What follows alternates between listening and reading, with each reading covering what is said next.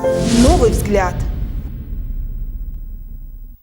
دانشگاه دولتی خوجند به نام اکادمیک باباجان غفورов یکی از بانفوذترین و مشهورترین مکتب‌های عالی جمهوری محسوب یافته. در طول 84 سال موجودیت و فعالیت خویش این مخزن مقدس علم و معرفت هزاران دستپروران بالای خود را پرورش نموده و یکی از نیرومندترین و بزرگترین مؤسسه‌های تعلیمی، تربیوی و علمی مملکت تبدیل یافته است. امروز در دانشگاه دولتی خوجند 16 فاکولته و 78 کافدرا، از آن 9 کافدرای عمومی دانشگاهی، مرکزهای علمی تحقیقاتی، پارک تکنولوژی، کتابخانه مرکزی فعالیت دارد. در دانشگاه از روی 73 اختصاص در شعبه روزانه و از آن 23 اختصاص در شعبه غایبانه در اساس نقشه‌های جدید تعلیمی تحصیل جریان دارد. شماره دانشجویان بیش از 17,000 نفر رسیده است که این نشان داد بعد از دانشگاه ملی تاجیکستان معین شده است. دانشگاه با بازه مادی و تکنیکی و اخباراتی روند تعلیم، بینای اساسی، 7 بینای تعلیمی، 6 خوابگاه، 356 اتاق تعلیمی، 101 لابراتوار تعلیمی، 110 کابینت مخصوص و 76 کابینت تعلیمی تامین میباشد. اینچنین سینخانه‌های زیادی کامپیوتری با فراگیری وسایط گوناگون تکنیکی زمانوی از جمله تخته‌های الکترونی، پروژکتورهای مولتی‌مدیا و با استودیوی تعلیمی تلویزیونی برای اختصاص روزنامه‌نگاری موجود میباشد. تحلیل آماری 2 ساله مرکز ملی تستی ثابت نمود که دانشگاه دولتی خوجند به نام اکادمیک باباجان غفورov از محبوب‌ترین مؤسسه‌های عالی مملکت بین داوطلبان معین شده است. سال جاری فقط در انتخاب اول بیش از 6000 نفر اختصاص‌های مختلف دانشگاه را انتخاب نمودند که در میان 33 مکاتب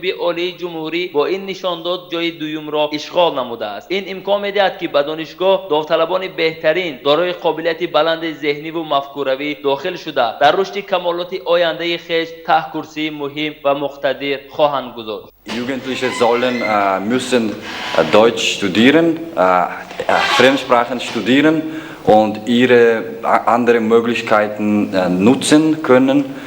Und ja, herzlich willkommen an der staatlichen Khujand Universität. So the students and school children who want to learn English, I advise them to come to our faculty to learn English. So welcome to our university. دانشگاه دولتی خوجند به نام اکادمیک باباجان غفورov یکی از دانشگاه با نفوذترین در تاجیکستان می باشد. مرحمت نمایید به دانشگاه ما. 在我们塔吉克斯坦国家上，呼江国立大学是最好的大学吧？欢迎我们的大学。أنا أدرس في كلية اللغة الشرقية في جامعة الحكومية خوجان، جامعة حكومية خوجان أفضل جامعة في تاجيكستان. أهلا وسهلا إلى جامعتنا.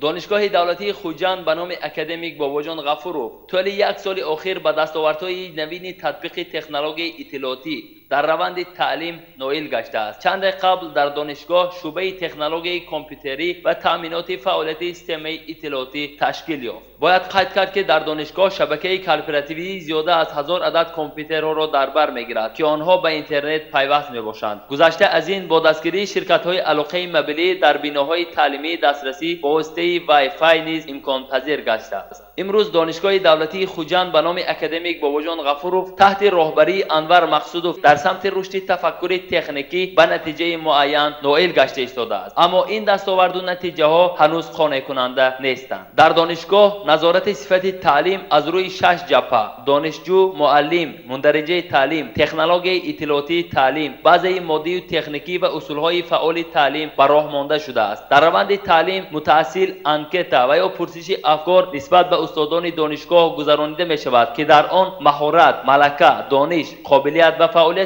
استاد با تمام عنصرهایش به نظر گرفته شده است. بنابراین اگر ما خواهیم که دولتمان پیشرفته و نیرومند و جامعه کشورمان آسوده و متمدن و خودمان نیز صاحب علم و دانش و در آینده صاحب آبرو اعتبار گردیم، پس دانشگاه دولتی خوجند این امکانیت را برای شما فراهم می‌آورد. دانشگاه دولتی خوجند به نام اکادمیک باباجان غفورov عملی کننده آرزوهای شماست.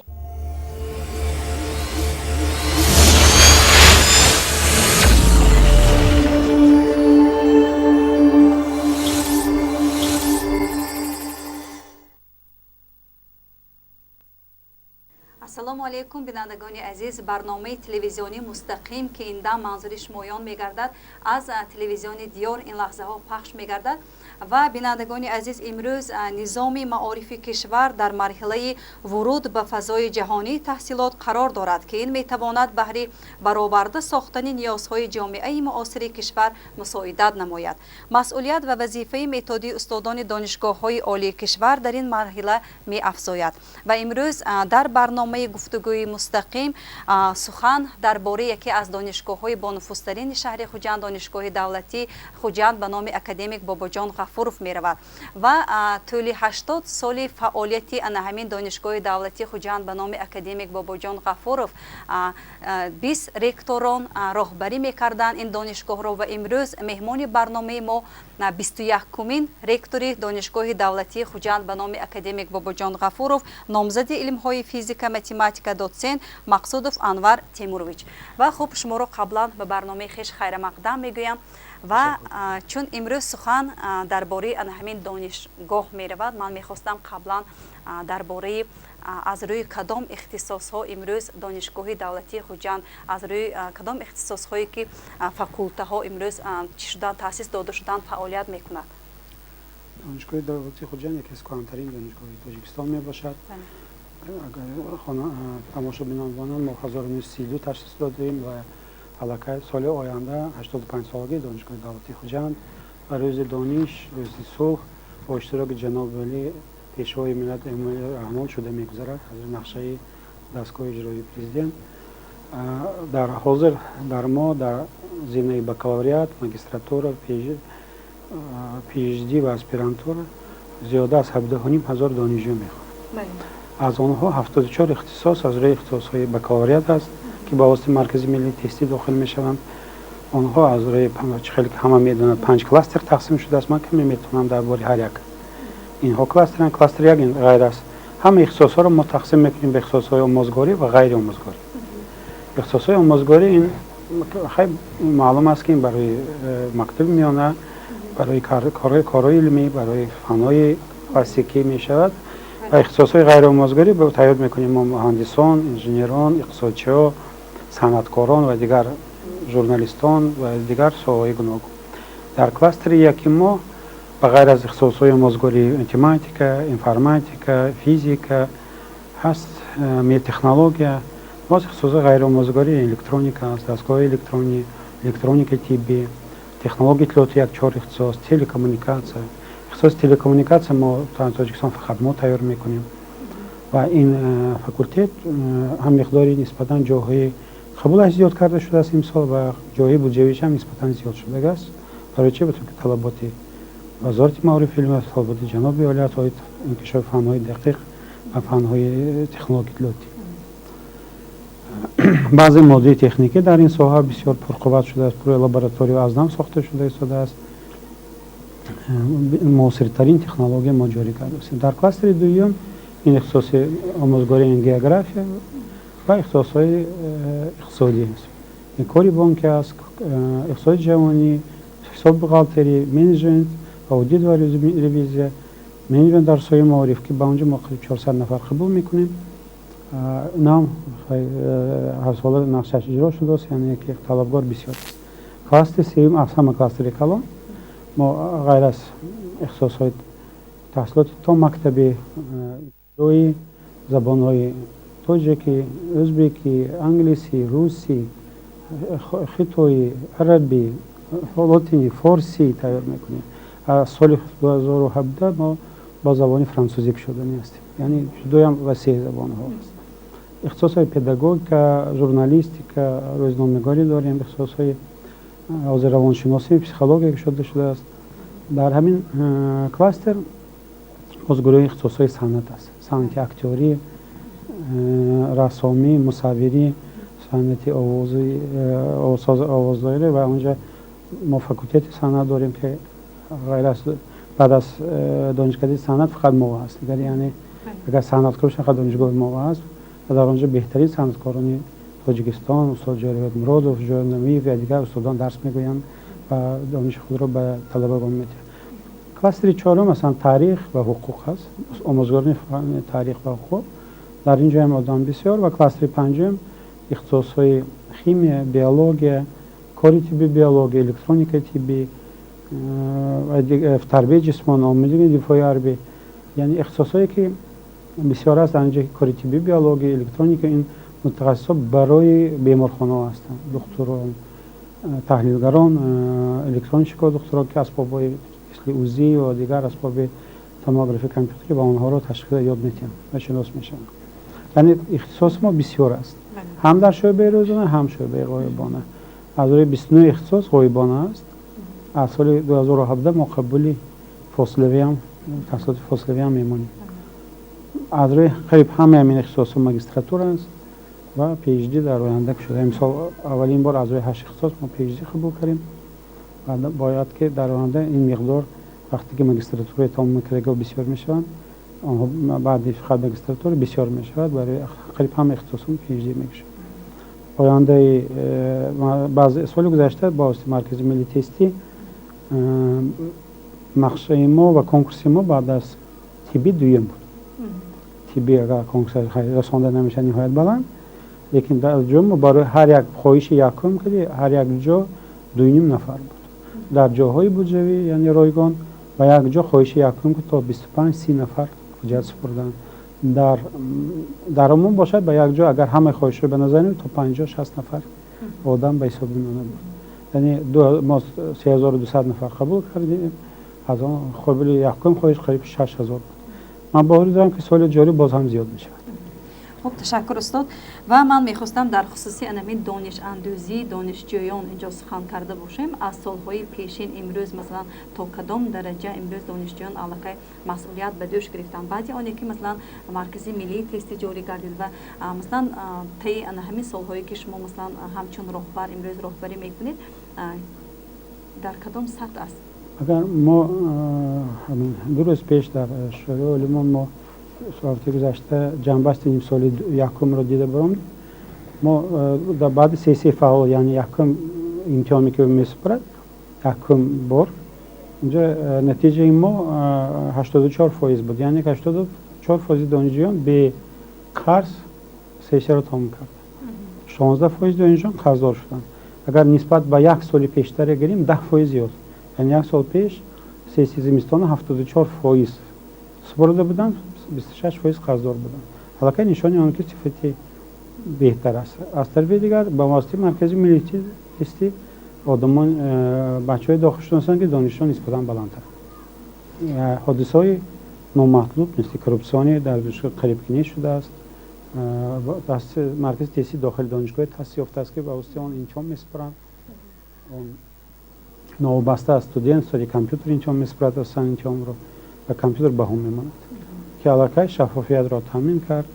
اون دانشجویی که دانش بلند داشت در این کامپیوتر به نوال امتحان می‌رسد. هر دانش که سست استودنت البته هر بهانه میکند همین کامپیوتر هم میغلطد و برای بهانه هم کامپیوتر هم میشه یا دیگه سیستم میشه. خب تشکر. و اینجا بیایید باری دیگر برای بینندگان عزیز یک نواری که به واسطه از فعالیت همین دانشگاه دولتی خوجند به نام اکادمیک باباجان غفورов آماده شده است. برای بینندگان عزیز اینجا پیشنهاد میکنیم تا اینکه یک معلومات مشخصی پیدا کرده باشند. مرحمت با هم تماشا میکنیم.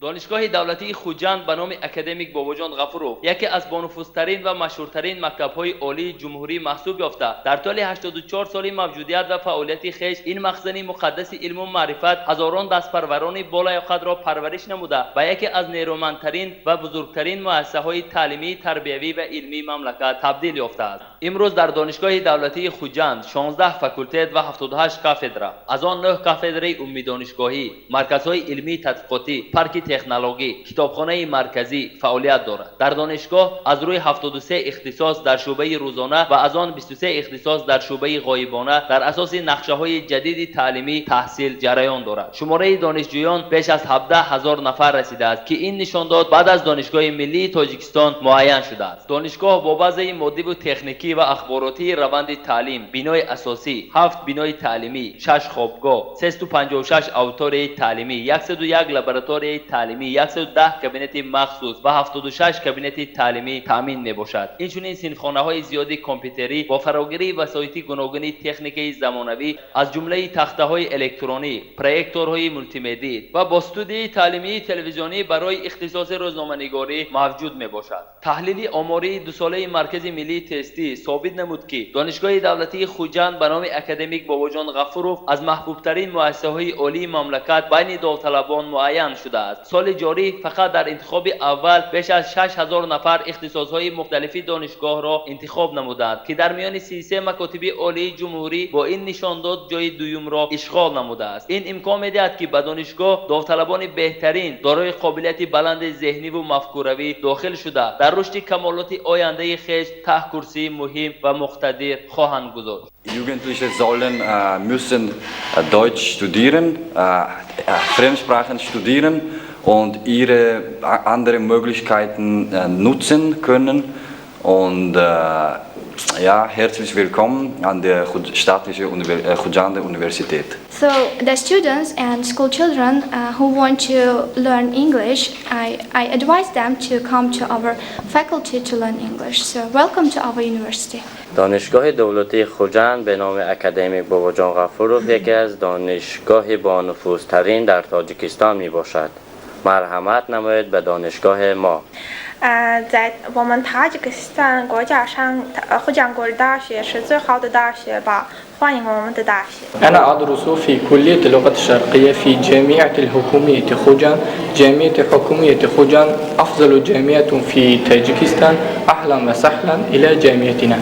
دانشگاه دولتی خوجند به نام اکادمیک باباجان غفورov طول یک سال اخیر به دستاوردهای نوین تطبیق تکنولوژی اطلاعاتی در روند تعلیم نائل گشته است. چند قبل در دانشگاه شعبه تکنولوژی کامپیوتری و تامینات فعالیت سیستم اطلاعاتی تشکیل یافت. باید قید کرد که در دانشگاه شبکه کالپراتیوی زیاده از 1000 عدد کامپیوترها را در بر میگیرد که آنها به اینترنت پیوست میباشند. گذشته از این با دستگیری شرکت‌های علاقه مبلی در بناهای تعلیمی دسترسی با واسطه وای فای نیز امکان پذیر گشته است. امروز دانشگاه دولتی خوجند به نام اکادمیک باباجان غفورov تحت راهبری انور مقصودov در سمت رشد تفکر تکنیکی به نتیجه معین نائل گشته ایستاده است. اما این دستاورد و نتیجه ها هنوز قانع کننده نیستند. در دانشگاه نظارت صفت تعلیم از روی 6 جبهه: دانشجو، معلم، مندرجه تعلیم، تکنولوژی اطلاعاتی تعلیم، بازه مادی و تکنیکی و اصولهای فعال تعلیم به راه مانده شده است. در روند تعلیم متأصل انکتا و یا پرسش افکار نسبت به استادان دانشگاه گذرانیده می شود که در آن مهارت، ملکه، دانش، قابلیت و فعالیت استاد با تمام عنصرهایش به نظر گرفته شده است. بنابراین اگر ما خواهیم که دولتمان پیشرفته و نیرومند و جامعه کشورمان آسوده و متمدن و خودمان نیز صاحب علم و دانش و در آینده صاحب آبرو اعتبار گردیم، پس دانشگاه دولتی خوجند این امکانیت را برای شما فراهم می‌آورد. دانشگاه دولتی خوجند به نام اکادمیک باباجان غفورov عملی کننده آرزوهای شماست.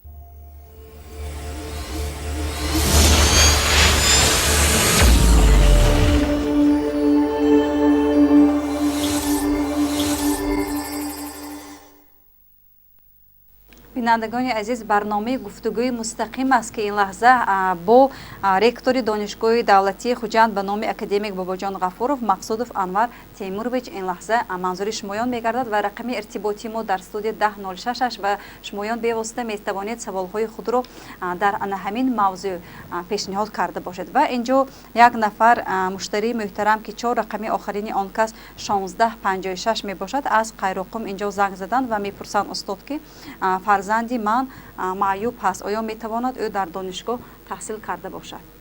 البته میتواند، لیکن او با واسطه مرکز ملی تستی داخل شده نشده. مرکز ملی تستی برای این خیلی چنین آدمان مخصوص بالهای علاوگی میتن. حتی در حالتی به شعبه غیر رایگان داخل شدن همچون معیوب بعدی که داخل میشن ما حتما و یا رایگان میکنیم. یعنی امتیاز دارن؟ این بی پول خواندن، رایگان خواندن دارن. خوب، تشکر.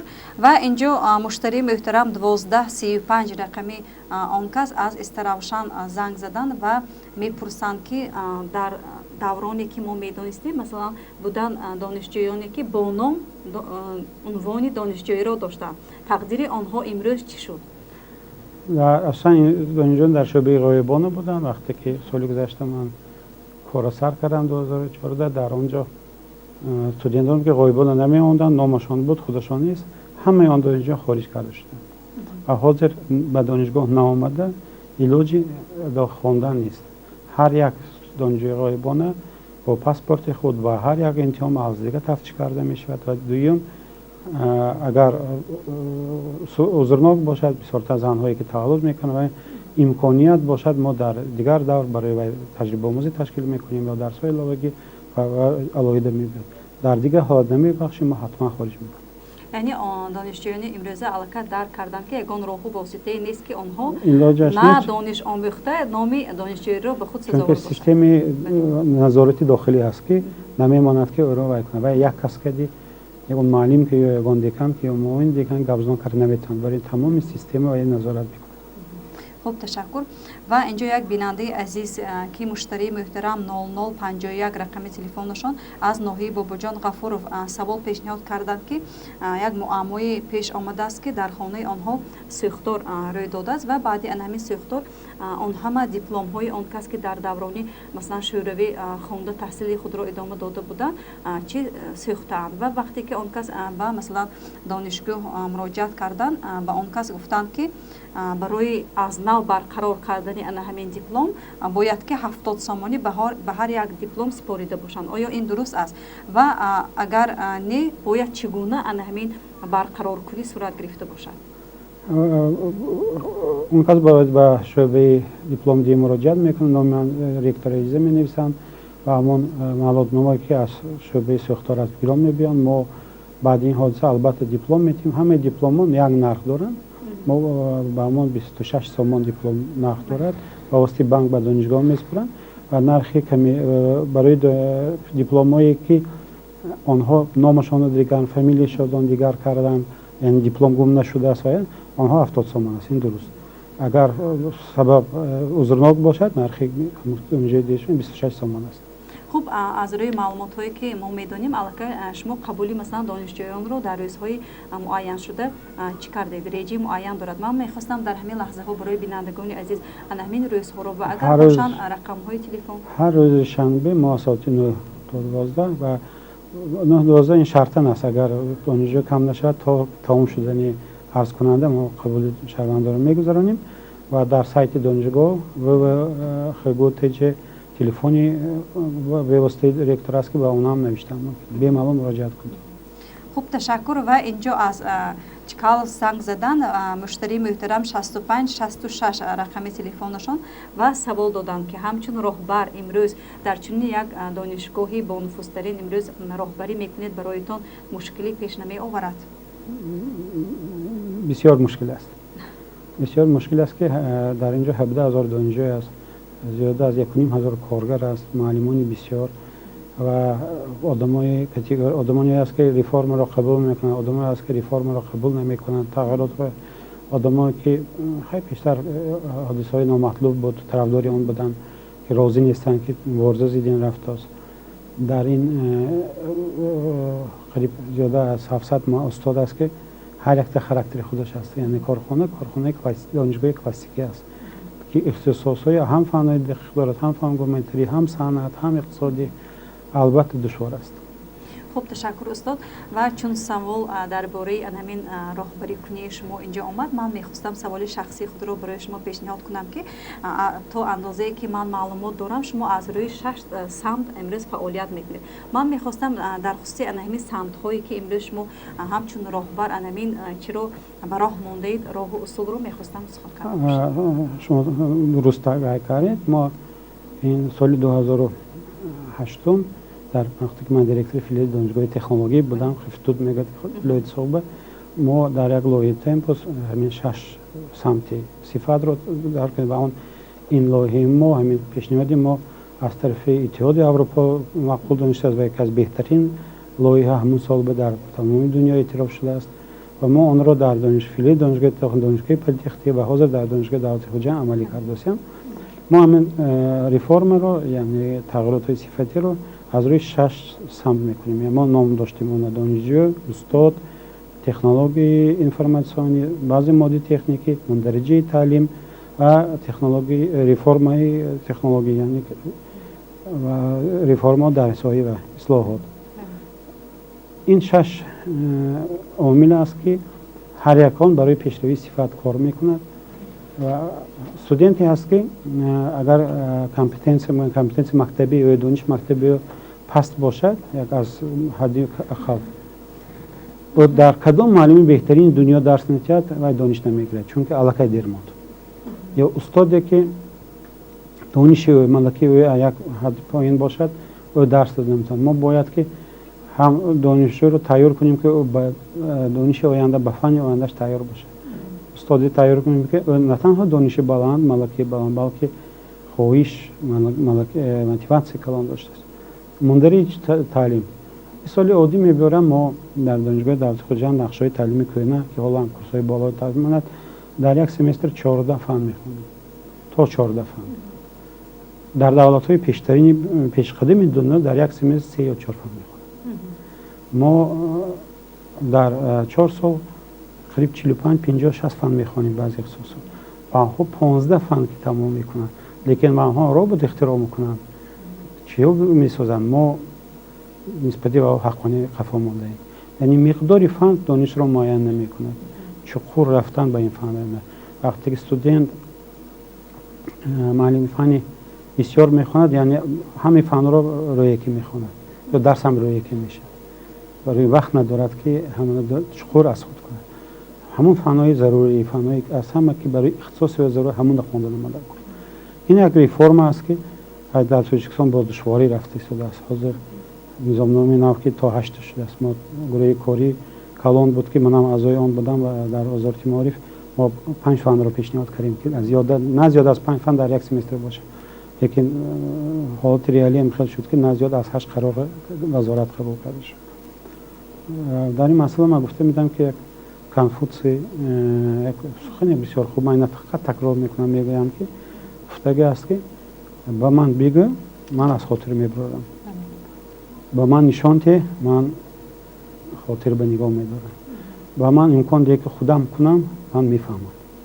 این پرینسیپ سیستمی نه سیستمی کردیت است برای اینکه استودنت خودش تو نکند در سایه خود اون کار و یاد نمیگیرد و چیزی که در لکچر میگن از خاطرش میبرد.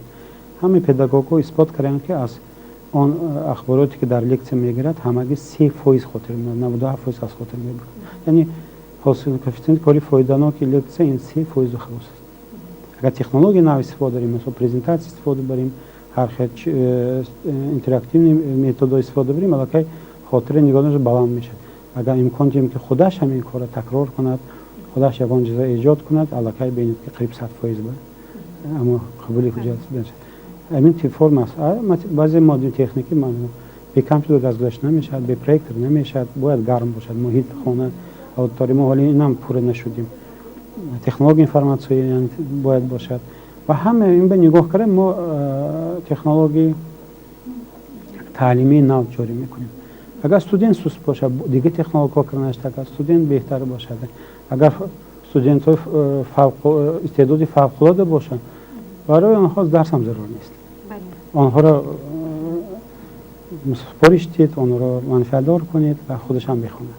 یعنی به هر یک استودنت تکنولوژی نو جاری کردن است. خب تشکر استاد و اینجا میبینیم که یک نفر در خط علاقه هستند. مرحمت بیننده از شما را گوش میکنیم. السلام علیکم. و علیکم السلام. من همین دانشجوی دانشگاه دولتی خوجند کورس سیوم میخونم. یک سوال دارم. مرحمت. من همین آخوزی و به پدر تمام شدگی تو همین سال گذشته به مادرم موندم تا اکنون به پدر و به مادر هستم. تو همین را زوری در همین شرطنامه دانشجویی را نسپردم. برای من یکان علاج هست می؟ همه استودنت هایی که هم پدر هم مادر ندارن آنها از شرطنامه آزاد کرده شدن. ما یگان حادثه پیشنهاد شدگی که ما میدونیم و از شرطنامه آزاد شدگی نیست است. و خوب بیننده عزیز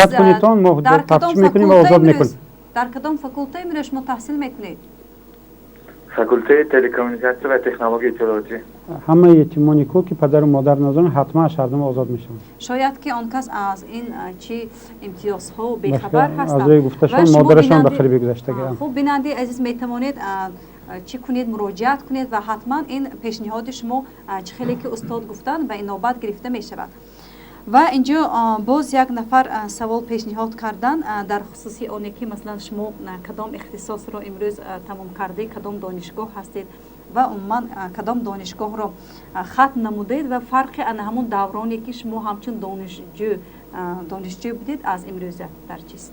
من سال 1989 دانشگاه ملی حاضر ملی تاجیکستان دانشگاه دولتی بنا ملی اون وقت بود فاکولته فیزیک را از روی اختصاص فیزیک و تخصص فیزیک نظری و تئوریک فیزیک تمام کردم و بعد من در شهر بودم مرکز تحقیقات یادرویی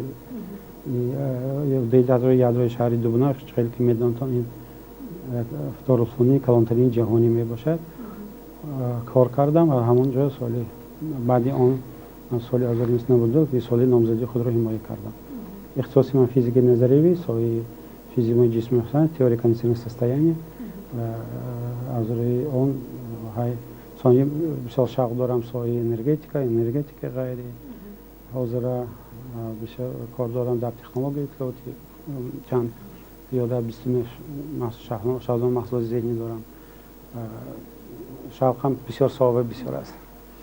خب تشکر. و اینجا یک نفر از پلوس 4 رقمی ارتباطی آن کس 3542 است میپرسند که با اون دانشجویانی که امروز از سایت های گوناگون اینترنتی استفاده میبرند و کارهای دیپلمی خود را از آنجا چی میکنند میگیرند و از روی همون کار میکنند با چنین دانشجویان چه چاره تدبیرها امروز اندیشیده میشوند؟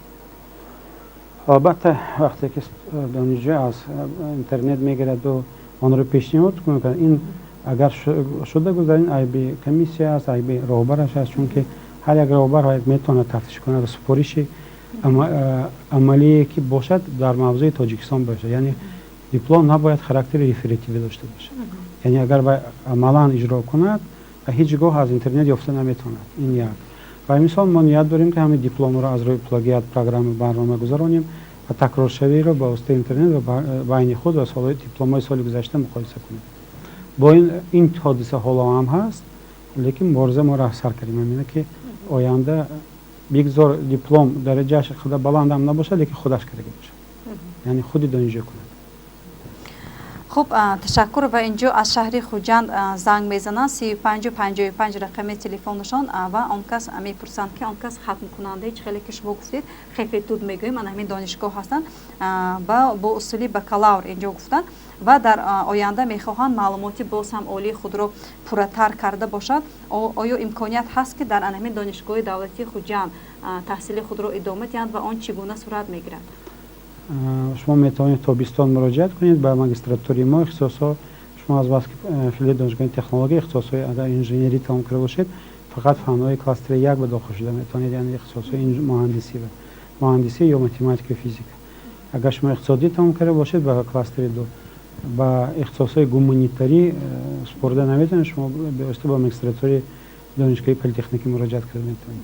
ما تیار هستیم در حدود کلاستر 1 شما را قبول کنیم. خب تشکر. و بینندگان عزیز بعد پخش نمودن بخش رکلام ما با صحبتمان را ادامه میدیم و رقم ارتباطی ما 1006 و شمایان قبلا میتوانید سوالهای خود را به ما ارسال داشته باشید.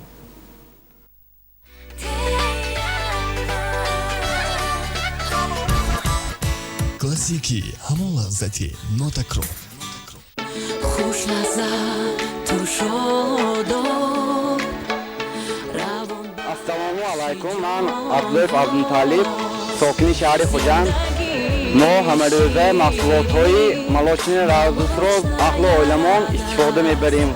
به من خیلی محصولات‌های ملاشین رادوس خیلی پسند است. به شمایان توصیه می‌دهیم که از محصولات‌های ملاشین رادوس استفاده برید. پیوسته همراهی ماست молочная. Природа дарит нам только лучшее.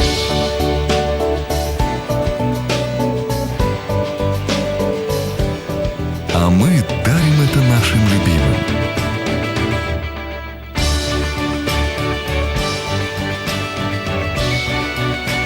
Семечки от компании Smile.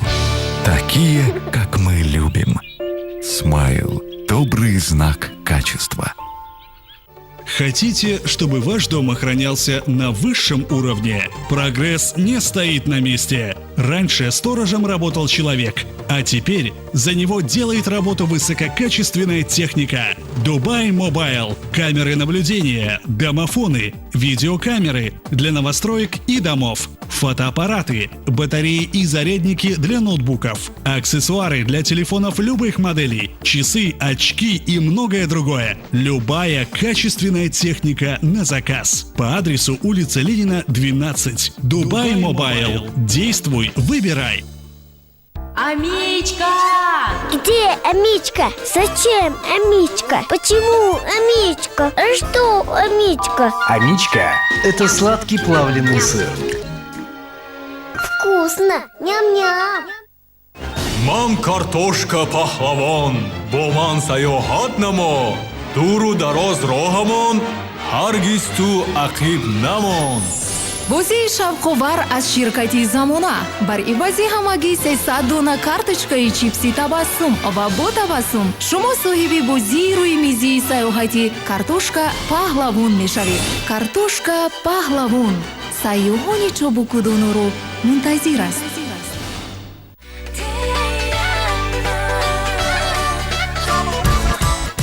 классики ҳамон лаззати нотакрор.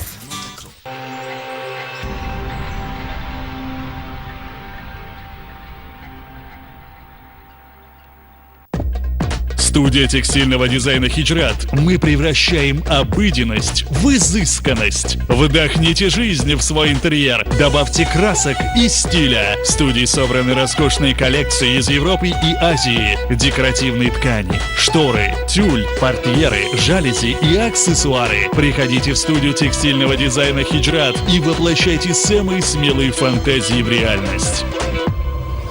Студия текстильного дизайна «Хиджрат». Яркие идеи для вашего дома. Наш адрес: улица Ленина 5, дробь 2, здание Дома быта Навруз. ҷавонони барномаи эфиралӣ тақдим мекунад консерти деринтизор бахшида ба иди наврӯз санаи 21 март соати 12 ҳофизи шинохта долоҷон Юсупов суруду оҳангҳои тозаро баҳри мухлисони худ пешкаш мекунад. меҳмонони шоу-консерт ғолибҷон Юсупов даст ба дастам мерасам зеботарин ва гурӯҳи ҳаҷвии таҷик шоу. телефонҳо барои тамос 92 814 98 710 0061. шиптаҳоро метавонед аз хазинаи қасри ҷавонон дастрас намоед.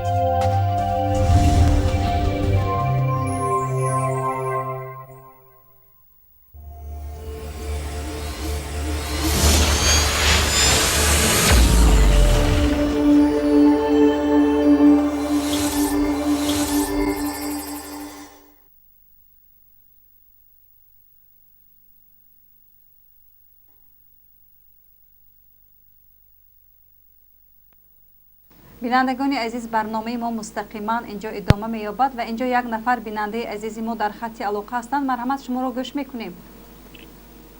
Алло, ассаламу алейкум. Валейкум салом. Я в русском классе учился, к сожалению, поэтому буду на русском языке говорить. Я сосед Амажон Тимурджанович по 19 микрорайону. Буду краток. Как человек и как профессионал своего дела, ваше место, Амажон Тимурджанович, как минимум министр образования. Вам удачи, ваш болельщик Салойдин. Всего вам доброго. Спасибо. Спасибо. خب میبینیم که اینجا منتداری بیان کرده ایستادن الکه و خب استاد من میخواستم در همین لحظه ها پرسیده باشم که امروز از کدام عموما دولت های خارجی در دانشگاه دولتی خوجند تحصیل میکنن همچون دانشجو؟ حالا از 110 نفر دانشجوی خارجی در دانشگاه دولتی خوجند تحصیل میکنن. آنها از پیش از همه آسیای مرکزی هستند: ازبکستان، قزاقستان، قرغیزستان، افغانستان، ترکیه، از ایتالیا هستند، از دیگر دولت‌های هم در پیشدی از ایران، از ترکیه، بعد از یک چند دولت هندوستان میخوانند و مقدار آنها هر سال زیاد شده است و ما با حرکت کردیم که در آینده این مقدار زیاد شود. پیش از همه دولت‌هایی که زبان هستند، از افغانستان و ایران زیاد شوند، این یک درآمد مالیوی دانشگاه را زیاد میکند و در حدود برنامه‌های ارازموس پلوس از اروپا خوانند علاقه آمده خوانده استودند. بیش از همه آنها شوق دارند به اختصاص‌های خودی زبان تاجیکی، زبان فارسی، زبان‌های شرق غربی که در اینجا تحصیل کنند. نزد تاریخچه‌های ما میآیند و شاگرداشون از تمام دنیا خواندن و سال به سال زیاد شده است. خب تشکر. و اینجا یک قبلا ما نواری آماده کردیم که از همین دانشجویان دولت‌های خارجی اینجا آماده شده است و در همین لحظه ها من میخواستم برای بینندگان عزیز ما منظور داشته باشیم و اگر آماده باشد از کارگردان افیر خواهش میکردم همین نوارها رو برای بینندگان عزیز ما اینجا پیشنهاد کرده башанд. Марҳамат. Здравствуйте, меня зовут Чеюн. Я из Кореи приехала. Мне очень нравится наш университет. Я учусь ХГУ на факультете русского языка и литературы. Мне очень нравилось здесь. Благодаря нашим преподавателям, потому что я до здесь никогда не изучала русский язык. Я только здесь изучала русский язык.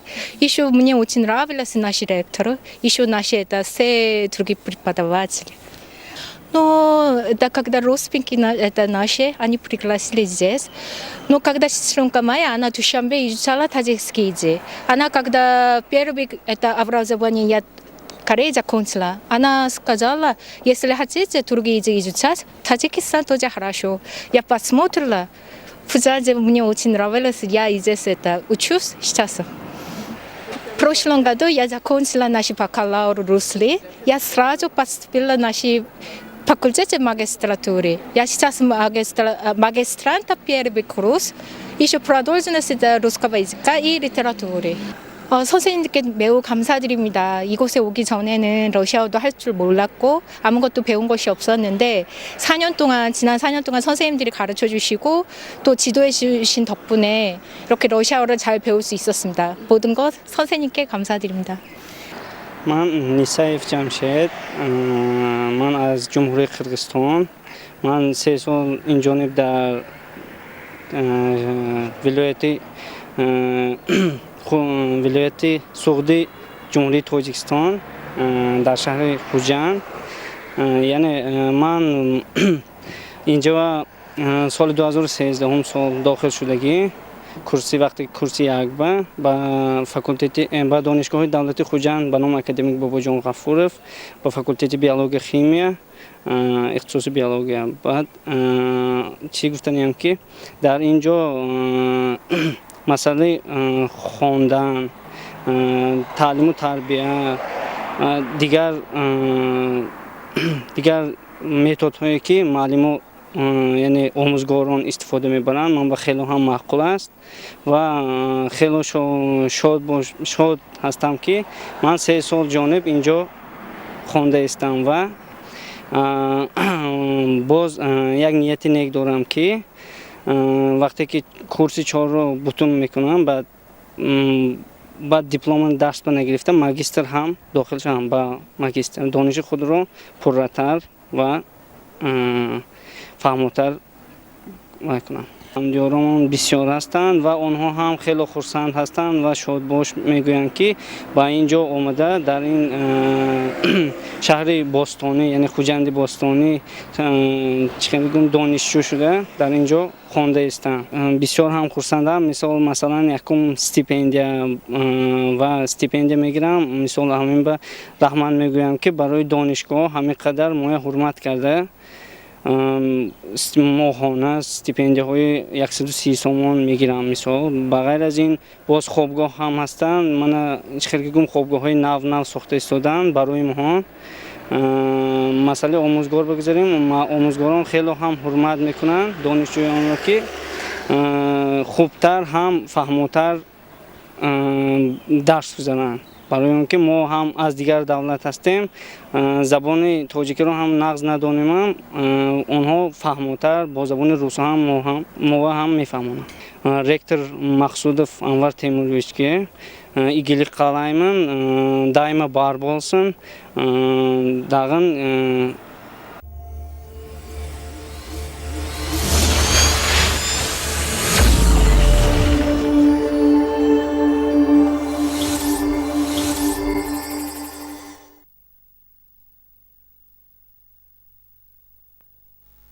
استاد اینجا از نوارها برمی‌آید که امروز سطح مثلا دانش اندازی آنهایی که دانشجوی دولت‌های خارجی هستند قناعتمند هستند از امروز مثلا تحصیل در دانشجوها و در دانشگاه‌ها. و اینجا یک نفر سوال پیشنهاد کردند که آیا در دانشگاه دولتی خوجند هم از دولت‌های خارجی آموزگاران استادان هستند فعالیت می‌برند؟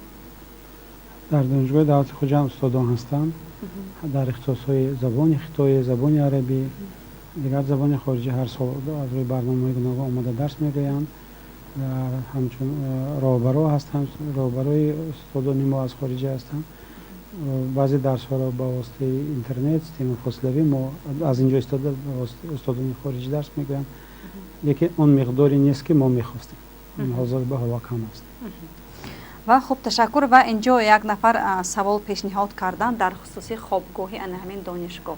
دانشگاه دولتی خوجند زیاد از 4 خوابگاهی اساسی است. ما همه را تامین کرده نمیتونم متاسفانه.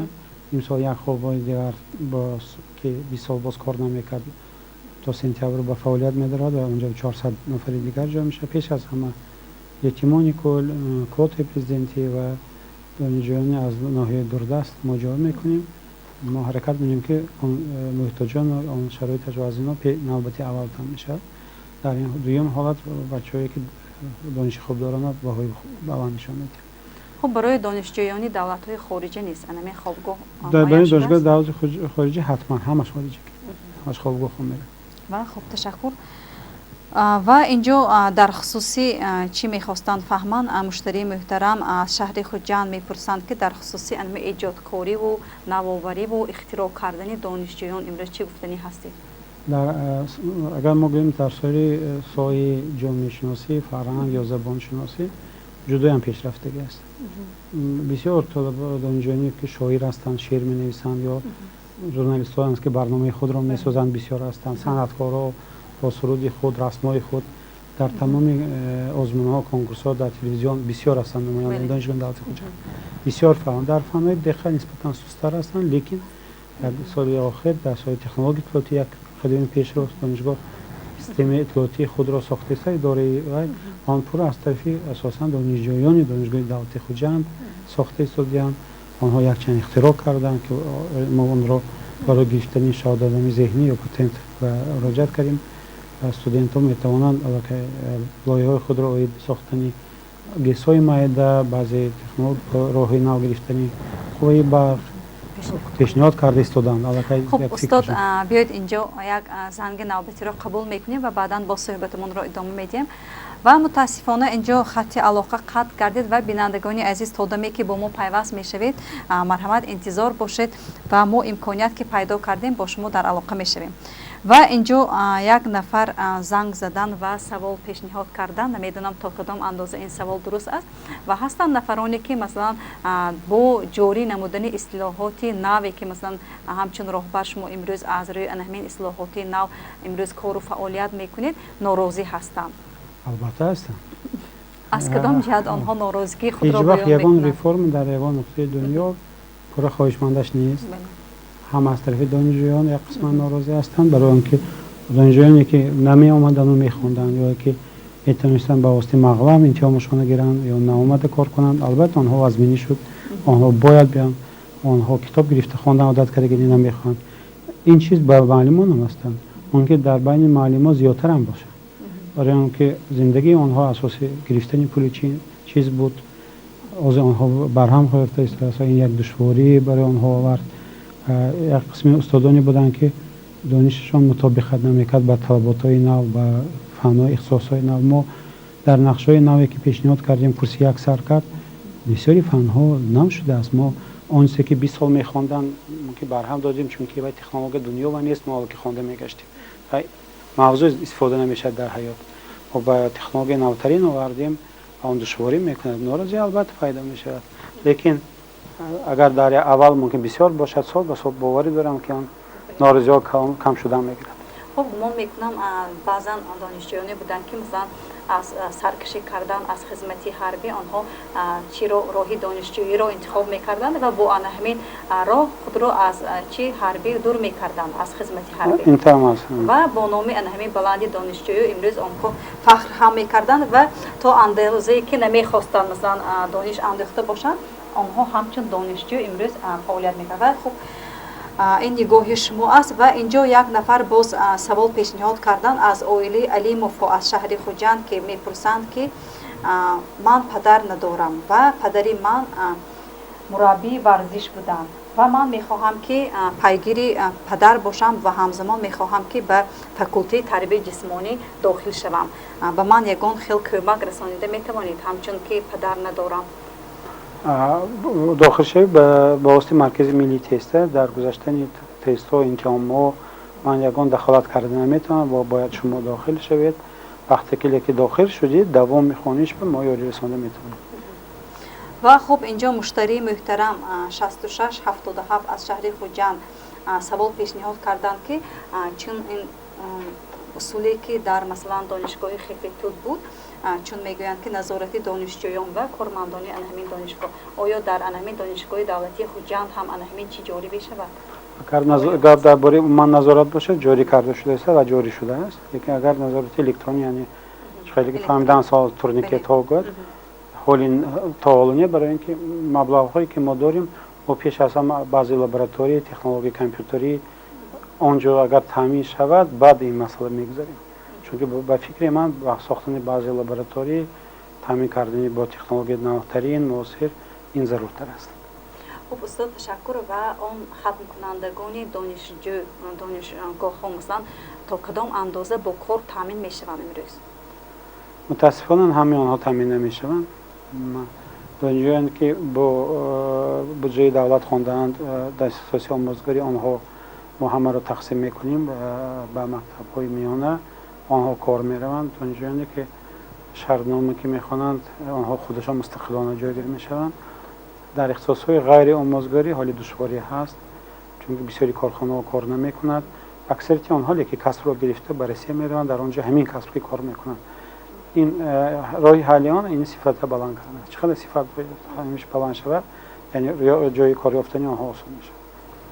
تشکر و عموما دانشجویان دانشگاه دولتی خوجند امروز به کدام دولت‌های خارجی همچون مثلا تجربه ایوازکنی سفر میکنند یا اینکه کردن؟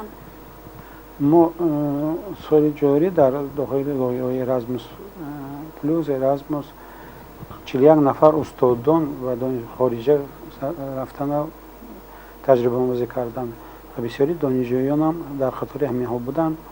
یک چند برنامه های بین الخلقی است غیر ارازموس در لایحه گوناگونی که تاجیکستان است و شهرنامه دارد میروند. سال گذشته بهترین دانشجویان 8 نفر 10 نفر ما به ایران فرستادیم حساب مبلغ های دانشگاه دولتی خوجند رفته با سفارش خودی جناب والی بود.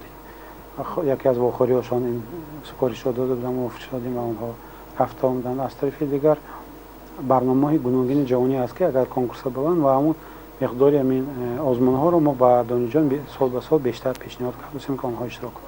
اگر زبانی خارجی را ندانند البته رفته میتونند. خب تشکر و اینجا باز یک نفر در خط علاقه هستند. مرحمت بیننده از شما رو گوش میکنیم. السلام علیکم. و علیکم السلام. ما یک نفر دانشجو از خوبگاه نمره 9 بلوک 207B میلادی خود را بیان میکنم برای یک دانشگاه دولتی خوجند مخصوص آنور تیمورویچ که برای ما را با خوب تعمیل نمودن و همچنین کمک پولی و استیپندیه ها میلادی خود بیان میکنم و برای پیشبردی کارهایشان در شوهی و پداگوژیکشان یعنی که دانشگاه خیلی خواهانم. خب بیننده عزیز چون شما در خوابگاه هستید شرایط انمی خوابگاه چگونه است؟ نه شرایط خوابگاه جوابگو باید سند یعنی که خود زمانی که جوابگو است مثلا با اینجا همه کلیت دادن مثلا با دانش خود میشه. شما از کجا امروز در دانشگاه تحصیل میکنید؟ ناحیه عینی. خوب تشکر. حتی از ناحیه عینی امروز خوب تشکر میگویم برای مناداریتان که امروز با ما پیوستید و بینندگان عزیز برای نحوین گفته هایی که خوب استاد اینجا قید کردن با آنی که مثلا امروز دانشجویان به دولت های دیگر سفربر کرده می شوند و ما یک نواری آماده کرده ایم برای بینندگان عزیز. اگر امکانیت باشد در چنین لحظه ها مرحمت آماده پخش میکنیم و بینندگان عزیز خود شاهد میگردید از دیدن همین نوارها که تا کدام اندازه امروز گفته های استاد عملا تصدیق خود را مییابند. مرحمت با هم تماشا میکنیم. Я Санджар Рахимов, я учусь на 5-м курсе ХГУ по профилю инженер-электрик в факультете физики и техники. Я участник программы Global Юград. Global Юград программа, она дает шанс студентам таджикских университетов проучиться 1 год в Соединенных Штатах. Поддержка ХГУ и ее влияние в том, что я участвовал в этом проекте, очень большая, так как, будучи только студентом ХГУ, я смог участвовать в этой программе.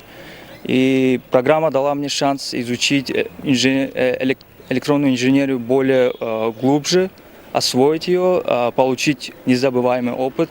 У нас был академический год, один по обмену. Я находился в штате Айдахо, университет, Айдаховский технологический университет. И у нас были разные проекты. В основном все было сфокусировано на возобновляемых источниках энергии. Мой профиль, кстати, в ХГУ то же самое. Я изучаю возобновляемые источники энергии. И вот некоторые проекты, они были очень познавательны в этой части. Я узнал очень много и готов поделиться с друзьями и своими однокурсниками. Да, я могу сказать, что я думал, то, что мой уровень знаний будет ниже по сравнению с ними, но, к удивлению, было не так уж трудно. И они даже не знали, где Таджикистан сначала, и я объяснил, где ХГУ и Таджикистан. Я была в Польше, город Познань, вот, и я участвовала в программе Erasmus Mundus Tosca-2.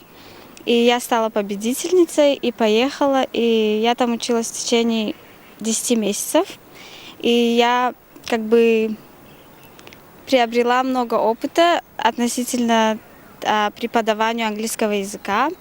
Вот. И в Польше было много учителей, которые были большим примером для меня. Да, поддержка самого вуза тоже была со стороны учителей и со стороны нашего ректора, конечно. Когда я вернулась уже, благодаря ректору, с его помощью мы восстановились на 4-й курс, продолжали свою учебу. Вот. И перед тем, как поехать, тоже была поддержка со стороны учителей. Yes, I'm very thankful to my university, to our president of our university, to our teachers, that they are so understanding and they support us a lot. So yeah, I would like to thank them, and I'm glad that that we have them. Thank you. Здравствуйте, я Джулиева Вальдахон, студентка 3-го курса Худжанского государственного университета имени Бабаджана Гафурова, факультета востоковедения.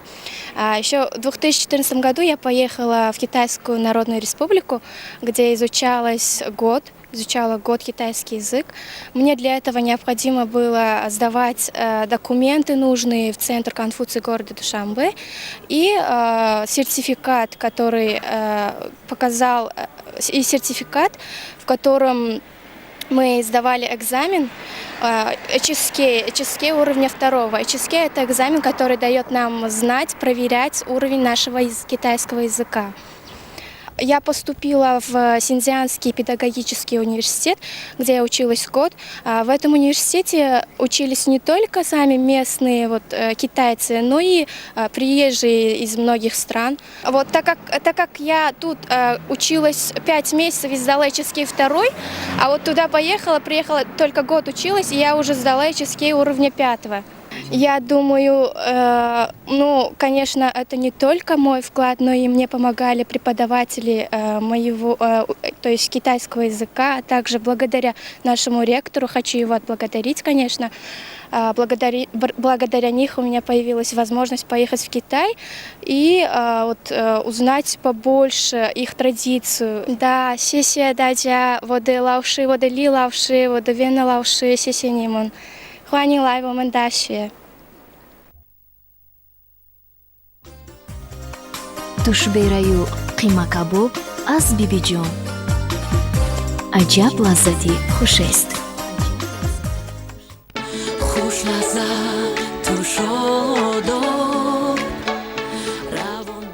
ман рауфа шаҳрабону ба ман маҳсулотҳои малоши радус маъқул аст.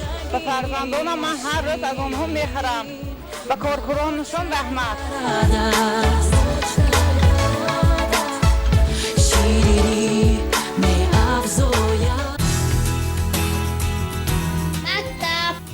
Школа, скул, телевизион. чипси бо табассум. забономӯзӣ осон шуд. келин лаббай модарҷон. супер шӯрбо. ҳа хуб шудааст.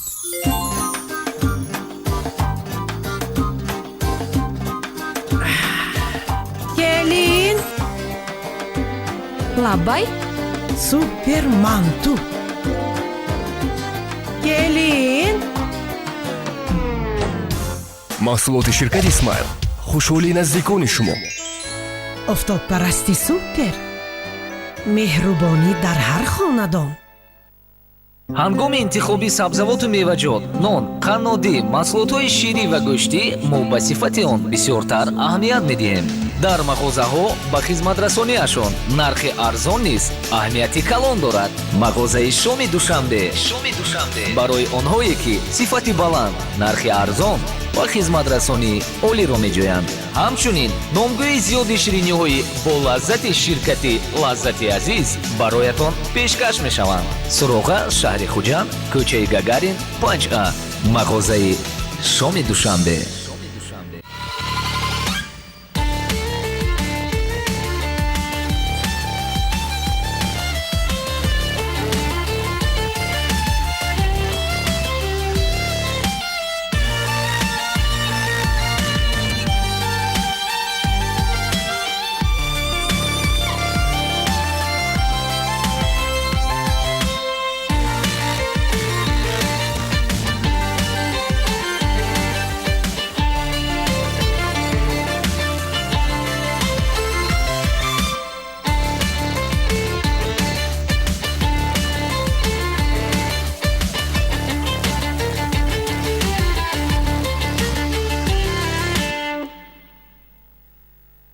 К нам приходят с разными задачами. Одни ищут финансовой независимости, другим нужна новая машина, третьи хотят построить дом, четвертые решили создать семью. Микродепозитная организация «Стандарт Молия» предлагает кредиты для развития бизнеса и потребительские кредиты всем гражданам Таджикистана. Современные стандарты менеджмента, низкая процентная ставка, гибкий график погашения и высококвалифицированные кредитные эксперты помогут вам в кратчайшие сроки получить кредит для решения ваших проблем. Ваша кредитная история может быть хорошей или вообще ее может не быть. И специально для вас формируем индивидуальную кредитную программу. И самое главное, мы выдаем кредиты в Сомони, и эффективная процентная ставка составит 18%. Также мы предлагаем другие услуги, как расчетно-кассовое обслуживание, интернет-банкинг, выдача и отправка денежных переводов в национальной валюте внутри Республики Таджикистан, отправка и выплата денежных переводов из любой точки и в любую точку России по системе «Золотая корона» и «Контакт». Принимаем депозиты физических и юридических лиц по более выгодным процентам. Микродепозитная организация «Стандарт Молия». Вам в помощь. Ворота являются визитной карточкой хозяина и его жилища. УСТО Оривджон предлагает услуги под ключ. Мы сами спроектируем, произведем, доставим и установим выбранную вами металлическую, стальную, железную продукцию, бронированные двери, кованые ворота, решетки, изгороди, козырьки, перила, винтовые лестницы, сейфы. Мы работаем по каталогу с любыми размерами и цветовой палитрой за короткий срок. Защита и безопасность вашего дома с УСТО Оривджон. Наш адрес – рынок Дусти, рядом с рынком машин. Амичка!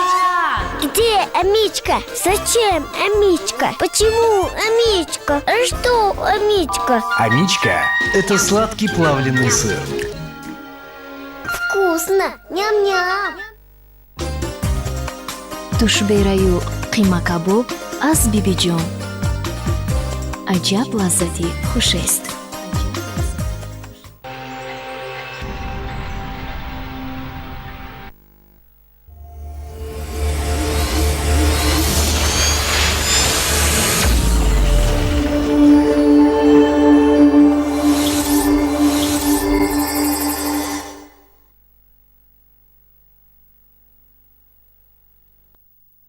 بینندگان عزیز، برنامه ما مستقیما اینجا منظور شمایان میگردد و اینجا یک نفر بیننده عزیز در تماس هستند. مرحمت شما رو گوش میکنیم. و علیکم سلام.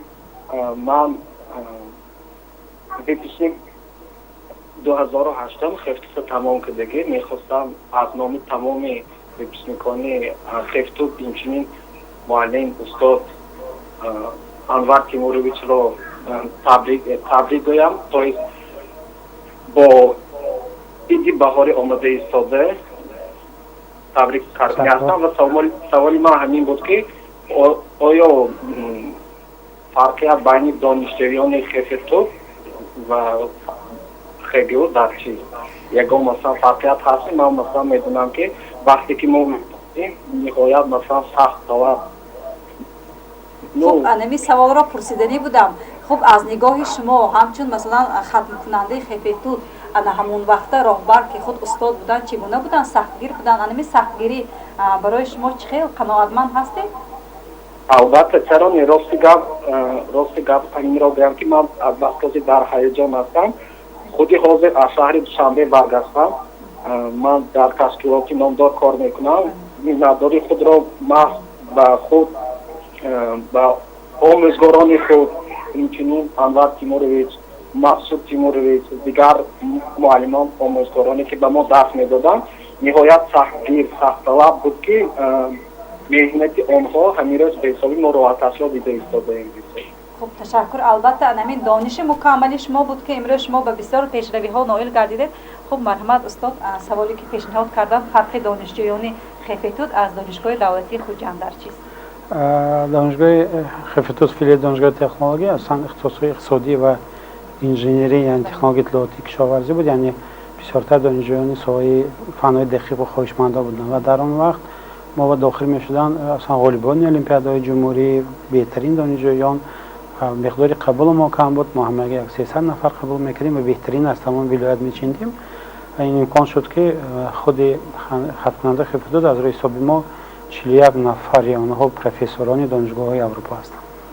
یعنی حمایت کردن. جدا با دانشگاه دولتی خوجند اکن کلان است و هیچ وقت 300 نفر نه ما 3000 نفر زیاد قبول می‌کنیم و بسیارتر اختصاص‌های گومانیتری است و برابر خفتوت همون دوره یعنی ما قبول کردن نمی‌توانیم. دیگه از طریق خواهش خواندن آنها بیشتر از کورس 1 و 2 که با مرکز ملی تستن مثل همون دانشجویان یخل است. آنها هم میخوان خواندن و بر اساس خود انچه پیشروی است و باوری در آینده مثل همون ختم کننده‌های خفتوت همون دوره همشون به کار تمام میشن و خود به خلای بلندتری میرن. خب خیلی که اینجا یک نفر ختم کننده انمی خفتوت اینجا ابراز نمودن، چون شما امروز راهبر گردیدید در دانشگاه دولتی خوجند و همه مثل همون دانشجویانی که ختم کننده خفتوت هستند چون این دانش مکمل را با خود میکنند و علاقه خود در کارت استادان که همین دانش اندازی باید چگونه شفاف و واقع‌بینانه صورت گرفته باشد. و عموما تا اندازه‌ای که مثلا من میدونم امروز ها شمایان برای ترغیب و تشویق نمودنی عموما ختم کنندگان محصلین مکتب‌های مؤسسه‌های تحصیلات میانه عمومی در شهر و ناحیه‌های دوردست ولایت ما یک چی واخوری رکتوران دانشگاه‌ها مثلا تأسیس داده شد و همین برگزار هم گردید و من می‌خواستم در همین چی سخن کرده باشید. امسال با اقدام رئیس ولایت سوخت عبدالرحمن قادری تمام رکتوران مرکز ولایت و تمام ناحیه‌ها رفتیم. واخوری بود ماه دکبر ما در ناحیه دوردست پنجکند، کوهستان مچا، عینی، شهرستان بودیم و ما در هر یک ناحیه دو واخوری گذراندیم که به فکر تاثیرش ما حس کردیم. امروز بسیار تلفن میکنن خبر میتونن وقتی که هفته گذشته تمام ناحیه‌ها از دیگر استادان سفربر کردشتن الکی در آنها گفته استودیان که رکتورا آمده بودیم ما سوال داده بودیم ما الکی میدونیم یعنی یک تاثیر کلان است. در اینجا من برآمدهای ما در همون ناحیه‌های گوناگون دوردست نشان داده ایستاده است. ما در ناحیه پنجکند بودیم، ناحیه عینی بودیم، یکی از مکتب‌های عینی است. اینجا همه رکتوران شهر خوجند برآمد کردند.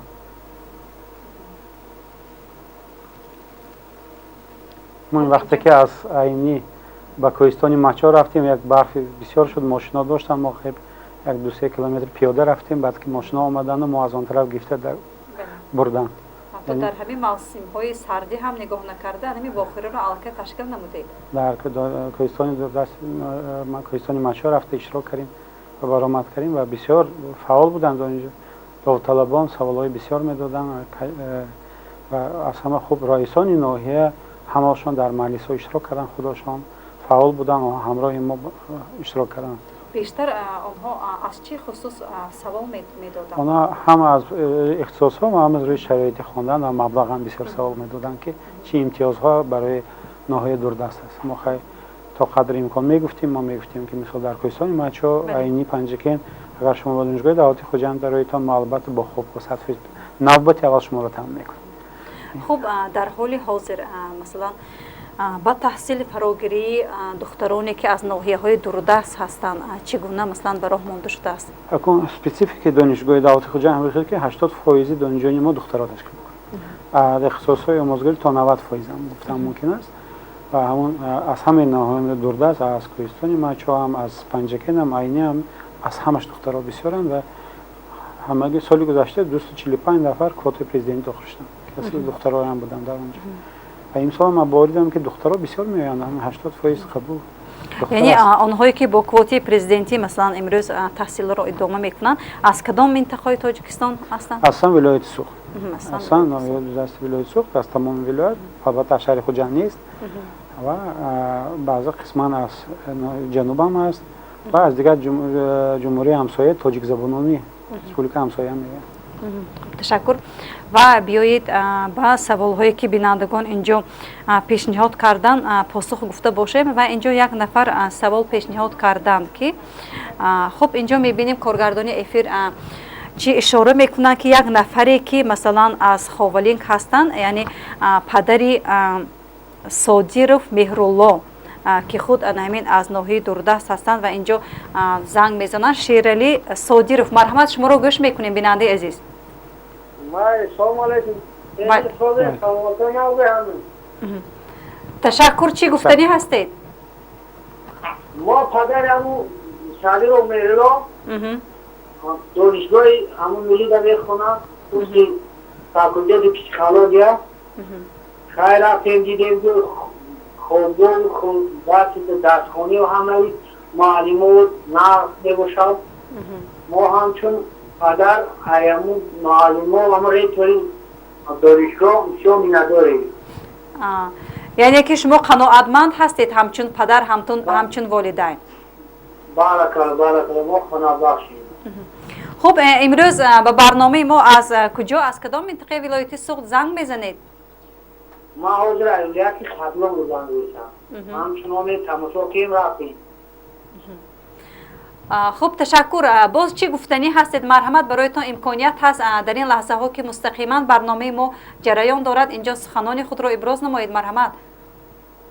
خیلی مدلم مینداره با همون معلمات رکتوری همون دانشگاه میکنیم که نه درس میتن انا شغل نقل میبرن معلومه نقل دستن دیگه یکم چی نداریم.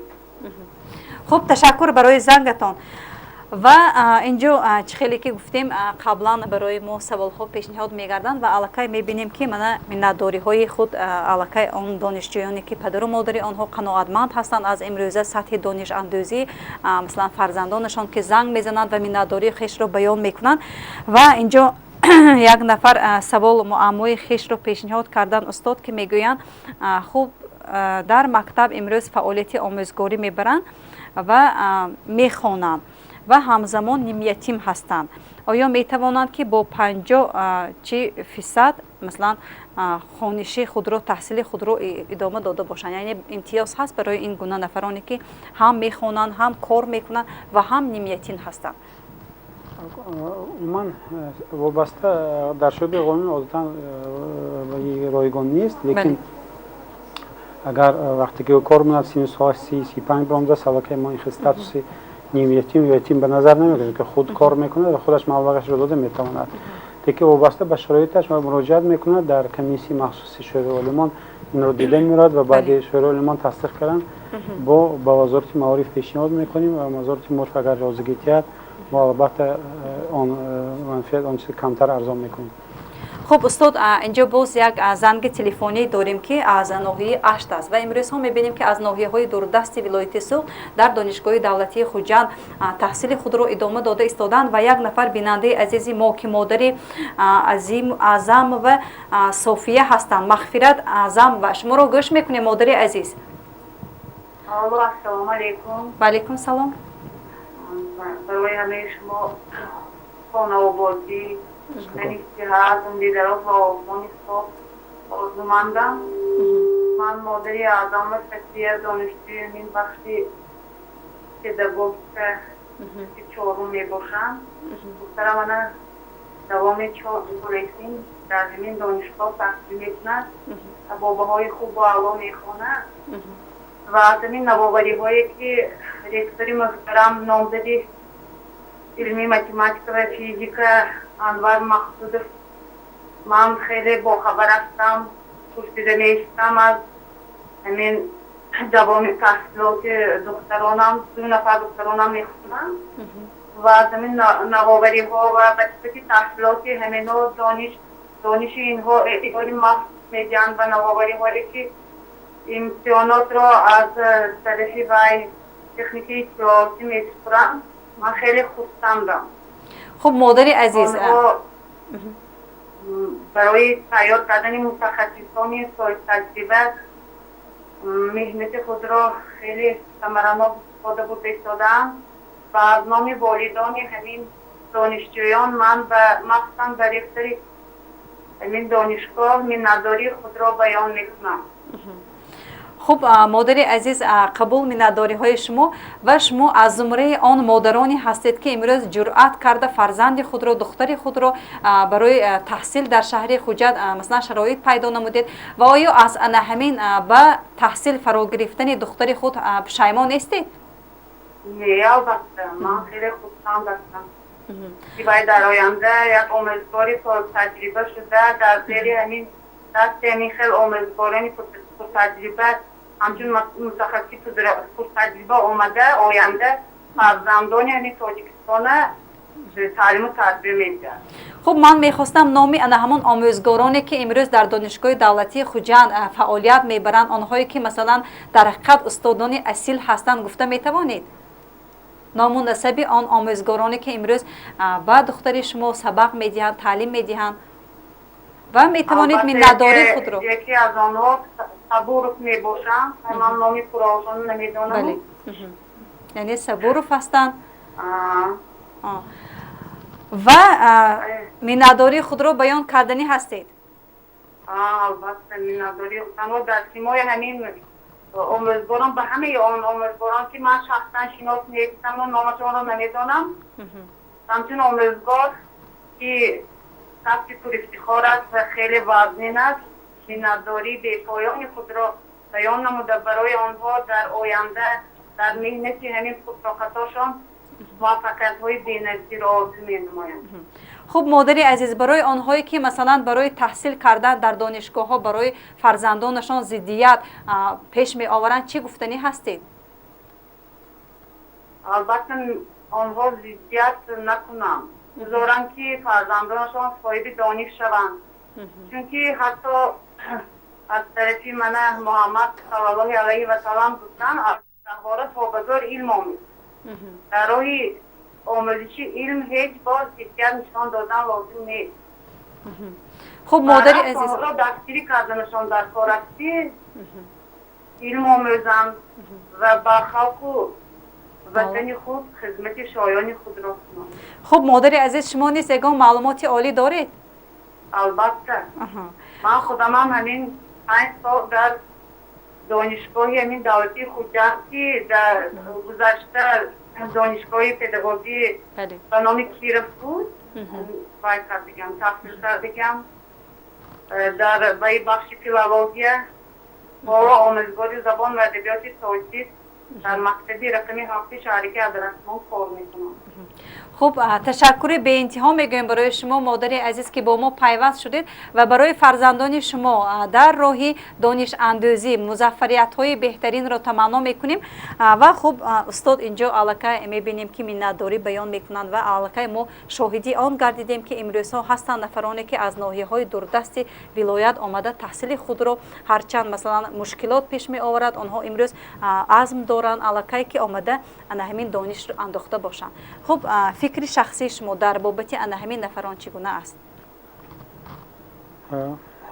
دختران بسیار میآیند از تمام ناحیه و من آنها را قهرمان حساب میکنم که جرأت کردند و خودجان آمدند خواندند و آینده در مکتب خود یک اون سیاستی که پیشوای ملت مرند جاری میکنند اون دانش‌های نوی که در دانشگاه میگیرند جاری میکنند با همین راه پیش میبرند هم دهه خود را هم ناحیه خود را هم عائله خود را آنها من تکلیف میکنم کدام ناحیه نباشتن کدام دوردست نباشتن ما شما را قبول میکنیم در خوابگاه های خود جا میکنیم همچون فرزند خود احتیاط میکنیم نگاه میداریم ما دانشگاه در خوابگاه ما نظارت سخت است ما از پدر و مادر هم سخت‌تر میگیریم نظارت دخترها و همه آنها در حساب ما است ما هر شب هر خوابگاه شمرده میبریم نظارت میکنیم هر یک حادثه‌ای که میشد خبر داده میستیم پدر و مادر به مرحمت خاطر نشویتون فرزنداتون فرستون ما البته قبول میکنیم و مثل حاضر تماشابین آینده این فرزندشون هم باید که فخر کنن که دانشگاه دولت خوجان خط کردن. خوب تشکر و اینجا در حقیقت خوب گفتید که امروز امکانیت شرایط است که آنها اومده مثلا دانشجو شوند و در آینده برای خلق و ملت و بخصوص برای همین ناحیه خود خدمت‌های ارزنده کرده باشند. و اینجا یک نفر زنگ زدن و از معمای خود اینجا درک میدهند که پس از اونی که مثلا وقتی دانشجویی مثلا وقتی که عائله بنیاد کردن گمان میکنم اینجا دختری که هستند و اینجا کدام کورس بودنی خود را نگفتند و بعدی اونی که حامله دار شدن معماهای زندگی پیش آمد و اون کس نتوانستند که مثلا به درس ها آمده اشتراک کنند و با همین سبب اون کس رو خارج کردند. خب اون کس میتوانند از نو آمده همین چی خود رو چی کنند برقرار کنند و من میخواستم که تقدیر اون نفرانی که امروز در ریاست خارجی هستند چگونه حل میشود؟ دانشجویی که اگر کورس یکم خارج شده باشه دیگه حقوقی برقرار ندارد و باید که از نو با مرکز ملی داخل شود. یکی اگر کورس یک تمام کرده و کورس بالا باشد تا 5 سال حقوقی بعد از خارج برقرار دارد. هم زمستان هم تابستان تحصیل دانشجویان مراجعت کرده میتونند. این یک دوره اجرا شده گذشت حالا که و حاضر و تحصیل تابستان آمده برقرار شوی مراجعت میکند وابسته به فرقیت نقشه‌های تعلیمی و کورس معین آن را برقرار میکند و دوامش را میخواند. و در آینده برای چنین زنها و دختران که حامله‌دار میشن عائله‌دار میشن و یک وزمینی از خواندن در دانشگاه ما از سال گذشته آینده سیستم فاصله‌ای جاری میکنیم و آنها میتوانند به واسطه تکنولوژی اینترنت یا کامپیوتر از خانه خود درس خوانند. نه برآمده این چیز ما البته جاری میکنیم. خوب تشکر و اینجا باز یک نفر در خط علاقه هستند. مرحمت بیننده عزیز شما رو گوش میکنیم. السلام علیکم. علیکم سلام. استاد شامتون بخیر معلم شما گویم. تشکر مرحمت. تشکر. همین یک سوالی ما بود که درباره همین دیپلم سرخ معلومات ندادن استاد خیلی خوب میشد. ما باید چند تا بهای اعلا داشته باشیم دوامی 5 سال خوانش. برای گرفتن همین دیپلم سرخ برای گرفتن دیپلم سرخ باید که 75% بها اعلا باشد، نه کم از 75 باقی مانده خوب باشد و همه امتحان دولتی اعلا یکم شد در کارهای جمعیتی فعال باشند، در کارهای لایحه اینواتسیونی فعال باشند. در این حالت آنها دیپلم سرخ میگیرند. اگر 2 یا 3 فنی که اگر مطابقت نکشد تا 3 فن نشه و پیش از ختم 2 ما داریم اجازه تیم که آن را از دیگه سپارند. فقط آخری پیش از دیپلم. خوب، تشکر بینندگان عزیز. و اینجا سوال ها بسیار آمده ایستادن و امکانیت باشد باز ما همه سوال های شما رو قبول میکنیم و میتوانید به عنوان برنامه ما که رقم کوتاهی 1006 است با ما در ارتباط باشید. و اینجا میبینیم که یک نفر در خط علاقه هستند. مرحمت، شما رو گوش میکنیم بیننده عزیز. مرحمت، شما در برنامه مستقیم هستید. سلام علیکم. علیکم سلام. مرحمت. استاد بزرگوار، من دانشجوی شعبه قیوانه همین دانشگاه کار و تحصیل میکنم. اما وقتی که سنجش امتحان‌ها شد ما سیستمی کریدیتی نیو که تحصیل میکردیم. از من مبلغ کریدیت طلب کردم. وقتی که سیستم کریدیت و سیستم تحصیلات عملی میشود غایبانه، وقتی تحصیل به کریدیت سپرد از یک گروه دیگر گروه به گذاشتن بیام کریدیت سپرد، همون به آخر ما شرایط ما وضعین بودجتی بودیم با کریدیت سپردیم. این مسئله چطور حل شد؟ اگر کورس یکم شعبه غایبانه کریدیتی است، اگر به همون کورس آنها گذشتگی باشند علاقه قاعده های کریدیتی که میخوانند، فرقیتی که فنها و نقشه تعلیمی هست وابسته به هر یک فن با کریدیت معین شده است. چند کریدیت است؟ هر یک کریدیتش به 30 سامانی معین شده است و آن را با واسطه بانک و دانشگاه میسپاریم. اگر عنعنوی گذرد علاقه کریدیت نمیسازد. و بسیار سوال میتونن که فکر میکنن که امتحان با واسطه کامپیوتر باشه این کریدیتی است. نه، خیلی نیست. در سیستم عنعنوی هم این امتحان عنعنوی جاری شده است. و خوب، بیاید زنگ نوبتی رو قبول میکنیم. مرحمت بیننده عزیز. الو. و بای. سلام علیکم. و علیکم سلام. من شخصا به عالم عزیز بینندگان رو بیان میکنم، زیرا که دادرم و خواهرم و خونه آدم خونده به یک معلومات های بلند به نوع گشته از آیلی ما ایشان رو بینندگان کشور حقیقت بیان میکنم. قاعده ما همین آدم به گواری کارها دانشگاه دولتی خجم به همین فراهم باشن. تشکر. یگان سوال دارید؟ سوال همین که خیلی دانشجوی ها از همین دانشگاه دولتی خجم و آقای خارجی که سمته همین نیمی یا تشکیل نشد چه همین کار رو میفهم بگی من. و خودی شما بعدی ختم همین دانشگاه با کار تامین گردیدید با اختصاص خود؟ من خودم دانشگاه دولتی حقوق گیری سیاست تمام کردگی خیلی کار کردی سادیم و یه خودی معلوماتی فراهم کردیم کارهای جاری فراهم کردیم مشغول شدیم. خوب، تشکر به زنگتان و مرحمت استاد. حاضر ما در لایحه یک چند برنامه بین‌الحقوقی با خارج کشور فرستاده ایستادیم. یکی از برنامه مشهوری که تمام دانشگاه هست این ارازموس پلوس. 3 لایحه امسال مغالبه کردیم. در لایحه آن قریب 20 نفر دانشجو میتواند و اروپا خواند. در آنجا پور رایگان است، نه تنها رایگان بلکه راهگیرا و استیپندی 1000 یورو استیپندی میتونن که یک شرایط بسیار خوب است. اگر کنکورس زبان انگلیسی بسیار خوب دارن، اختصاص خوب را داشته باشن، اشتراک کرده میتونن. و غیر از این در لایحه همین دانشگاه هایی که ما لایحه ها شرطنامه داریم قریب یک 30 دولت اروپا آنها میتونن در مدت نیم سال 1 سال رفته حساب خود خوانند. یکی خواندن بی پول است، راهگیرا و زندگی حسابی دانشجو است. خواندن بی پول. و غیر از این ما با گرمانیا دانشگاه گرمانی شرطنامه بسته شدیم که در تجربه آموزی سایه کشاورزی رفته و تجربه آموزند. برنامه‌های دیگری بین الخلقی است که آنها میتونن تجربه آموزی رو گذرانند. خب تشکر استاد. و میبینیم که اینجا باز یک نفر هستن. مرحمت شما رو گوش میکنیم بیننده عزیز. سلام علیکم. و علیکم سلام. استاد بزرگوار احمد تیمورویچ، ما دانشجویی کورس یکم نه، کورس سیوم چهارم غایبانه. بازی مقصدی مبلغ قبضی شما بسید که اگر کورس یکم باشه کردید نه، آخه ما انعنوی میخوانیم لیکن ما کردیت سپردیم، ما قرض شدیم از ما.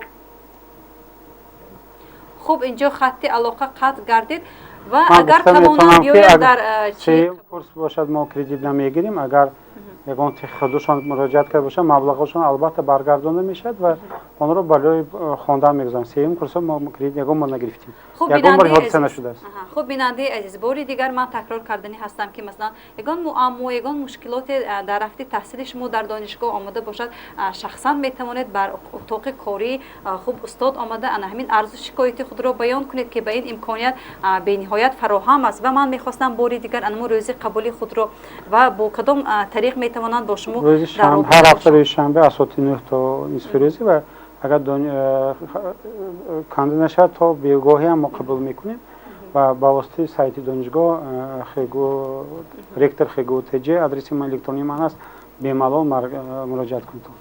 خب تشکر و مرحمت باز یک زنگ نوبتی رو قبول میکنیم. شما در خط علاقه هستید بیننده عزیز؟ شما رو گوش میکنیم. و علیکم سلام. مرحمت سوال خود رو پیشنهاد کنید. و علیکم سلام. چون بخیر و همین شما خود رو میرسم احمد جان تیمورویچ و اینجا میخواستم از نام تمام دانشجویان فاکولته بیولوژی و شیمیا میناداری هر یکی اونها رو به استاد بیان کرده باشم که اون شرایطی که به ما امروز مهیا نمودن با دانشگاه‌های دولتی پیشرفته برابر است، از این میخواستم میناداری خود را برایشان بیان نمایم. خب به اندیشه شما امروز تا کدام اندازه استادان و آموزگاران سختگیر هستند؟ انمی سختگیری استادان رو احساس میکنید؟ البته. به منفیتی کی است انمی سختگیری ها و همین نظارت ها از بالای استادان و دانشجویان؟ البته به فایده ما دانشجویان است. خب یعنی که شما از ختم تحصیل در دانشگاه قناعتمند هستید؟ البته خیلی هم قناعتمند هستم. خب تشکر. و بینندگان عزیز باری دیگر یادآور میشم که امروز برای شما یک امکانیتی هست که با رکتور دانشگاه دولتی حجت به نام اکادمیک باباجان غفورов در رابطه باشید و برنامه گفتگوی مستقیم است که این در منظر شمایان میگردد و رقم ارتباطی ما در اکران های شما نشان داده شدن. میتوانید توسط زنگ‌های تلفنی با ما در تماس باشید. و استاد من میخواستم درباره چون اینجا سوال ها در باره سیستم کردیتی که اینجا سوال ها آمد در همین خصوص کمتر معلومات میدادید تا دمی که زنها وارد برنامه ما میشوند. در سیستم کردیتی در چند سال است که آخر در تلویزیون در روزنامه ها بسیار گپ میزنن و هر خیلی خطا هم میفهمن سیستم کردیت. عموما دانشگاه تکنولوژی اولین شده 2006 در تاجیکستان تمام اختصاصهای خود را به سیستم کردیتی گذرانده بود و نتیجه نهایت هم خوب نشان داد و خط کننده های همین اختصاص سیستم کردیتی همه با جای کار 100% تامین شدن، در خارج هم در کمپانی بزرگترین. یعنی ما توانستیم یک صفتی بلند کرد. فرق اساسی سیستم کردیتی عنعنوی در چی است؟ اون سیستمی که ما در اول صحبت گفته بودن در سخن کنفوتسی این اساس است. یعنی ما شرایط آوریم که خود دانشجو خودش مستقلاً کار کنه. از طرف دیگه من تنقیدم کردم میتونم که اون سیستم کردیتی که در بسیار مکتب‌های عالی با نام سیستم کردیتی است ممکن سیستم کردیتی موافقت نکرده است. اون با جای اینکه مقدار پردمت کم شد زیاد شده است، با جای اینکه درس بسیار مستقلیت شد و درس اتاری کم شد زیاد شده است که مقابل سیستم کردیتی هم یعنی یک کمبودی ها هست در داخل کرده. و کلمه کردیت یعنی پول دادن رو بسیار هم میفهمن. در اساس نظام سیستم کردیتی وقتی استودیان قریب هر هفته سنجشوی جاری میسپرد، دو تا سنجش مرحله‌ای میسپرد، امتحان میسپرد و بلین در کاری رو نمیرسد. او دو بها دارد منفی، بهای F و FX. агар баҳои FX гирифтагӣ бошад боз як дигар бор ройгон месипад. Агар баҳо F гирифта бошад ӯ бояд ки дар триместр мегӯянд дар тобистон я зимистона ва тобистона бояд ки маблағ супурда аз нав дарсҳои кӯтоҳмуддат гузарад. Агар фақат ӯ қарздор бошад яъне 100 ё 200 консултатсия гирад вобаста ба як кредиташ, агар бисёр бошанд гурӯҳӣ мешавад, баъди ин дарс гузашт аз дигар инҷо месупурад ва ин дафъа насупурад хориҷ мешавад. яъне бояд ки барои донишгоҳ ҷавоб диҳад. ин хеле донишгоҳ ҳамагӣ мумкин 6% миқдори фанҳо, фан предмет гӯем кредит мехонад, 94% месупурад сари вақт. ва хуб мехостам инҷо боз як занги навбатиро қабул карда боше. марҳамат, бинандаи азиз, шуморо гӯш мекунем. дар хатти алоқа ҳастед. марҳамат. Алло, ассалому алайкум. Ва алайкум салом. Шоматон бахайр бошад. Ташаккур. Муаллими муҳтарам, ман шуморо изҳори миннатдорӣ баён мекунам ки ҳамин мисол акун фарзандои ман 3 тошон ҳозир донишҷӯ, акун инсон 4-ум 5-умшон худо хоҳад ман ин маркази миллии тестикӣ дохил мешавам. Худоро шукр. барои ҳамин барои мо ҳамин хеле ёрдами калон кардид ки ҳамин мактабҳо ва ҳозир муаллимаҳо газетаи ман ин нури маърифат фиристодия. хуб, модар дар назар доранд ана ҳамин газетаро ки инҷо нашр мешаванд ва мо мехостем модари азиз аз шумо пурсида бошем ва инҷо афсӯс ки хатти алоқа қатъ гардид ва агар имконият бошад боз ҳам бо мо пайваст шавед. ман пурсиданӣ будам ки аз ана ҳамин таъсис намудани маркази миллии тестӣ имрӯз шумо чӣ андеша доред? ана ҳамин саволро мехостам ба шумо дода бошам. афсӯс ки инҷо хатти алоқа бо сабабҳои техникӣ қатъ гардид. ва бинандагони азиз, имрӯз мо як барномаеро омода кардаем ки он дар хусуси донишгоҳи давлатии Хуҷанд ба номи академик Бобоҷон Ғафуров ҳастанд ва онҳое ки масалан хатм карда ё ин ки донишҷӯи ана ҳамин донишгоҳ ҳастанд, имконият бароятон ҳаст ки бо мо дар тамос бошед, фикру андешаҳои худро гуфта бошед. ва инҷо коргардони эфир ишора доранд ки як лаҳзаи пахш намудани бахши реклама ҳам фаро расид ва баъдан мо бо суҳбатамонро идома медиҳем. тушбераҳо аз ширкати Сивусе. аҷаб лаззати хушест.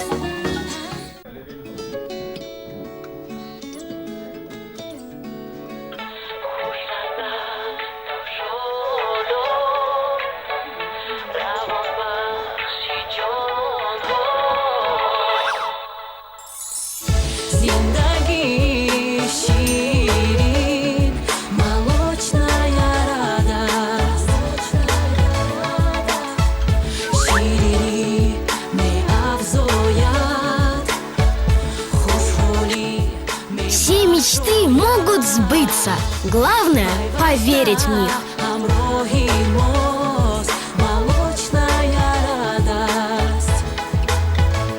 Воплощайте мечты вместе с компанией «Молочная радость». Природа дарит нам только лучшее.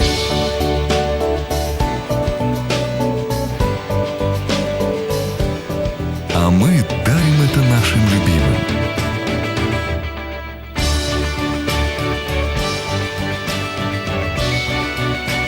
Семечки от компании Smile. Такие, как мы любим. Smile. Добрый знак качества. Ман картошка паҳлавон, бо ман саёҳат намо, дуру дароз роҳамон, ҳаргиз ту ақиб намон. бозии шавқовар аз ширкати Замона. Бар ивази ҳамагӣ 300 дона карточкаи чипси табассум ва бо табассум шумо соҳиби бозии рӯи мизии саёҳати картошка паҳлавон мешавед. Картошка паҳлавон сайёҳони чобукудоноро мунтазир аст. Хотите, чтобы ваш дом охранялся на высшем уровне? Прогресс не стоит на месте. Раньше сторожем работал человек, а теперь за него делает работу высококачественная техника. Dubai Mobile. Камеры наблюдения, домофоны, видеокамеры для новостроек и домов. фотоаппараты, батареи и зарядники для ноутбуков, аксессуары для телефонов любых моделей, часы, очки и многое другое. Любая качественная техника на заказ. По адресу улица Ленина, 12. Дубай Мобайл. Действуй, выбирай.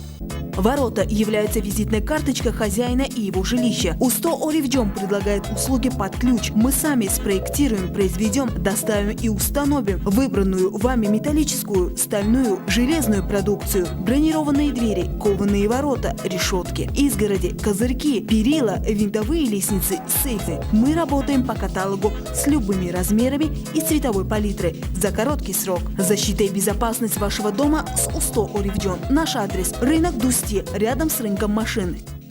Амичка! Где Амичка? Зачем Амичка? Почему Амичка? А что Амичка? Амичка – это сладкий плавленый сыр. Вкусно! Ням-ням!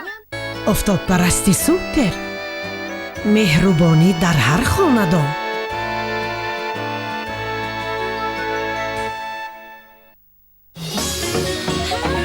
тушбераҳо аз ширкати 33. аҷаб лаззати хушест.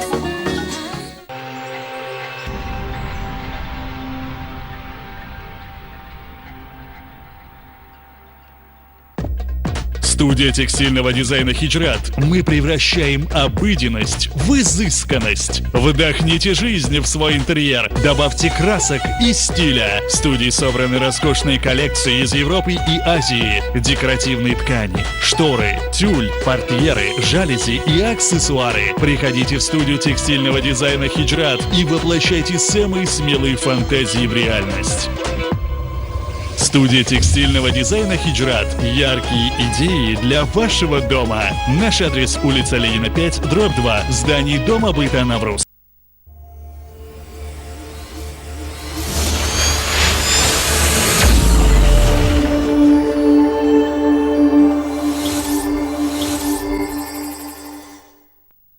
بینندگان عزیز، برنامه مستقیم است که اینجا منظور شمایان میگردد و خوب استاد اینجا که یک نفر مادری عزیز در خصوص انمین گزیته نوری معرفت سخن کردن تا اندازه که ما میدونیم مثلا امروز شمایان تعداد زیادی همین گزیته رو از نشر برآوردید برای دسترس نمودن آن پدر و مادران و گویم خود محصلین مکتب ها که یک چی معلوماتی مثلا داشته باشند درباره دانشگاه دولتی خوجند. خوب میخواستم باز مفصلا اینجا سخن کرده باشیم پس از همین قبول نمودن زنگ نوبتی. مرحمت، شما رو گوش میکنیم. السلام علیکم استاد. و علیکم السلام. و علیکم السلام. شما سوال دارم. مرحمت. خواهرم به دانشگاه دولتی خوجند میخواند و بودجه‌ای میخواند، بالای خوب اعلی میخواند. این یک کار شدگی بود که من معشوقم میپرسیدگی این سال شدگی این کار این معلمی که باید میگیرم تو ستیپندیه برای تقسیمات میشد اون استودنت ها تقسیم میکنم اونه اکم باید اتاقش هم میخوندگی حدش ناز میخوندگی اتاقش بابایی سه خوندگی تونی این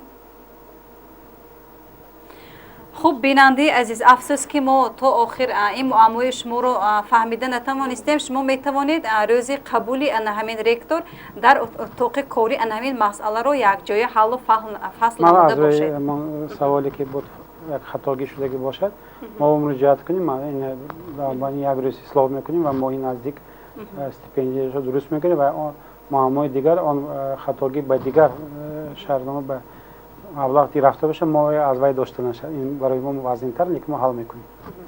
یعنی برایتان امکانیت هست که انمی معمای خود رو حل و فصل نموده باشید. و من استاد میخواستم درباره همین استادانی که در دانشگاه دولتی خوجند امروز فعالیت آموزگاری خود رو میبرند و تا کدام اندازه آنها صاحب تجربه هستند درباره همین چی آنها میخواستم اینجا فهمیده باشم. البته استادانی که در دانشگاه دولتی درس میگویند همه یخیله نیستند، گوناگون هستند، لیکن ما با استادان بزرگ خود که بعضی هاشان تا 50 سال استاژ کاری دارن فخر میکنیم و نوبت از این سالشان نگاه نکرده چنان درس میتین که ما حیران میشیم که بعضی جوان‌ها اینقدر قوت ندارن. 75 برآمدن تا 80 برآمدن درس میگویند و 80 برآمده درسشون به صفتی بلند میگذرد. این خیلی استادان بسیارم. من با همه آنها را باز یک بار از آیل نیلگون میگویم، مینداری خود را بیان میکنم. اینجا بسیار استادان هستند و در قطار آنها استادان جوانی که کم تجربه‌ای که حالی هستند این کمبودی است. ما آن را اصلاح کردیم، اتستاد گذراندیم، یک بازآموزی کردیم که آنها بهتر شوند و تجربه نو پیدا کنند و دانشجویان روند. این راه پیشروی الکی هست. خب تشکر استاد. بیاید یک زنگ نوبتی رو قبول میکنیم. مرحمت بیننده عزیز شما رو گوش میکنیم. الو. بابای. باز یک بار دیگر السلام علیکم. و علیکم سلام. من مالی کمتر پیشتر زنگ زدم درباره گزیته نوری معرفت. ما بسیار این آسان فهمونده کلاستر گفتن در کار نی بچه ها همه خاموش خونده اختصاصای لنجمه خطوط داشتیم و علیم به رحمت فقط پیشروی خانه آبادی تنصیحتی الهی بچه های ما هم همه خیلی خونده با آبروی شود آینده خلق خدمت کنند. خب مادری عزیز از تاسیس گردیدنی همین مرکز ملی تستی چی گفتنی هستید؟ جوری شدنی همین مرکز. سال پیش یک پسرم همه خیلی فکولتی و به تربیت جسمانی داخل شدن. ما بچه های میخوانانی من سعیمشون ها که چهارم و پنجمشون داخل میشن. یک کرمشون تمام کرده پسیکولوژی من همین سابقه کار که داشتیم. دویمشون تاریخ و حقوق فعالیت که داشتیم. فقط بکن خلق خدمت میکنن. خب تشکر. یعنی شما مرکز ملی جدایی هم و آسامرین و یاردم و دوربه نمیریم. شفاف میگذارن همین مرکز های ملی تستی؟ بابا؟ شفاف میگذارن، واقع بیانانه میگذارن، حقیقی میگذارن؟ بچه ها. خب تشکر و گمان میکنم که مادر از همین گزیته نوری معرفت علاقه معلومات های بیشتری پیدا کردند و علاقه از روی همین اختصاص ها و فاکولته ها توانستند که فرزندان خود را داخل کرده باشند به دانشگاه و ما منتظر هستیم برای زنگ نوبتیتون و اینجا باز یک نفر زنگ میزنند. مرحمت بیننده عزیز شما را گوش میکنیم. در خط علاقه هستید. مرحمت. سلام علیکم معلم. و علیکم سلام. ما یک گروه دانشجو دختران از خوابگاه رقم 3 مینداری خطاب هستم با استاد گرامی خاص مقصود امنیت تیموری گفتنی هستیم. برای چنین یک شرایط‌های خوب فراهم و همچنین تشکیل چنین یک سیستم‌های نو به نو که ما را به همین جهان معاصر کمتر هم باشد آشنا ساخته ایستاده است. ما یک گروه دانشجو دختران که طبق کارت پرزیدنت تحصیل میکنیم من این شرایط‌های خوب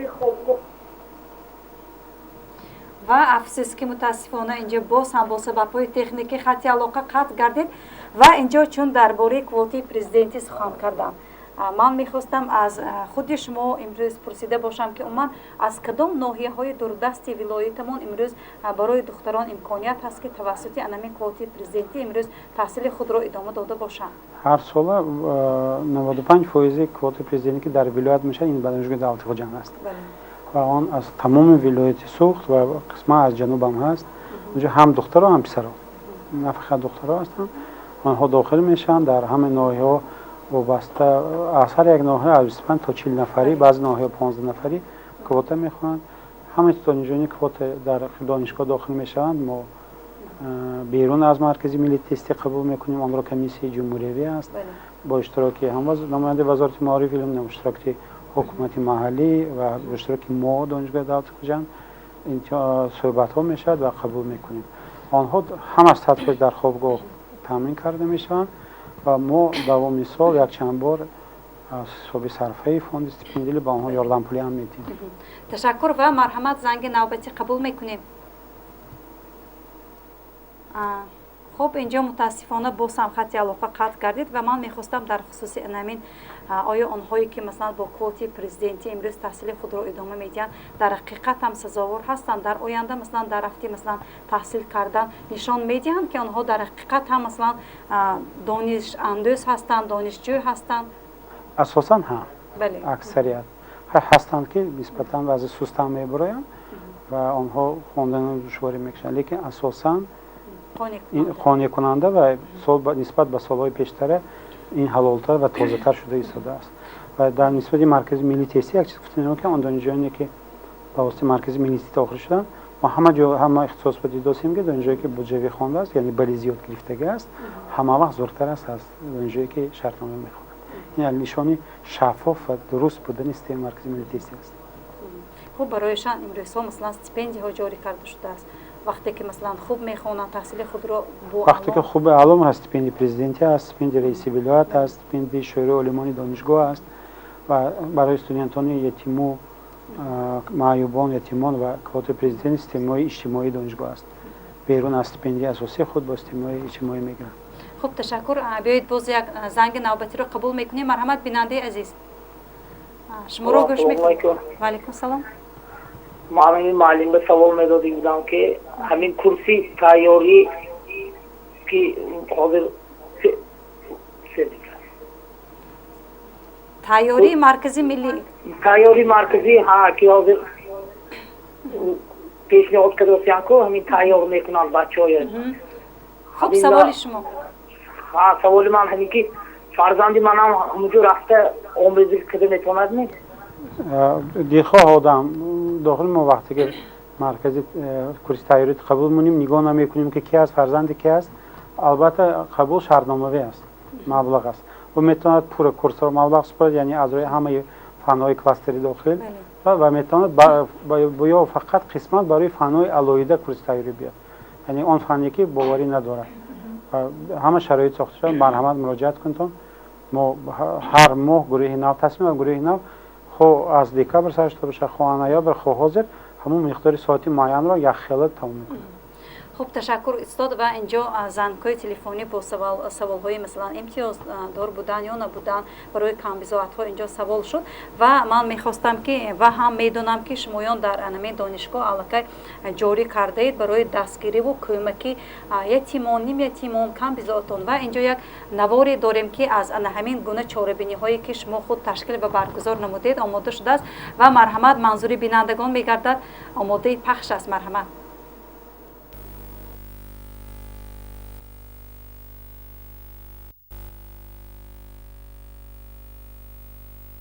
چی دانشجویانی که از عائله‌های کمبزاعت هستند گمان میکنم در معیوبان هم هستند یک دستورخانه ادانه هم گسترده شده است و من کدام چاره‌بینی‌های برای همین عائله‌هایی که از عائله‌های کمبزاعت دانشجویان امروز دانشجو هستند؟ ما عائلات ریختی دانشگاه یتیمی کل هستند یا معیوبان اینجا در نوار ما اصلا معیوبان شدن دانشگاه کلان است معیوبان هم ایسوار است. ما هر مسئله هر یک دو ایام یک دسترخوان میدیم این یک وقت میو برای آنها میرسیم از طرف دیگر همه وقت ما غیر استیپندیایی که آنها میگیرن یاردم پولی ها میتونیم و سالی گذشته تا 1,500 سامان به هر یک آنها یاردم پولی داده شد و از این آنچه که از طرف ریاست دانشگاه و از طرف دیگر خودی فاکولته تا خودی معلمان استادان و دیگر دانشجویانی که همراه آنها به آنها یاری میرساند عکس‌های گوناگون شده میگذارد و برای دستگیری آنها بسیار چاره‌بینی است و در همه چاره‌بینی‌های فرهنگی و آنها یکم نوبت تکلیف میکنیم که اشتراک کنند. همه وقت اهمیت داده میشد به هر یک آنها. خب اینجا میبینیم از نوارها که حتی در منزل آنها رفته مثلا چی میکنتان از حال و احوال آنها خبر میگیریتان؟ اینجا در سال گذشته نوع جبارسا رفته بودیم اولی که همه اولی معیوب است هم پدر و مادر هم فرزنده هم نبیره ها پوره هستند. از طرف دانشگاه جوانان دانشگاه دولتی خوجند یک اکثر شده بود و آنها برای یاردم به همین ناحیه به این اولی ها رفتند.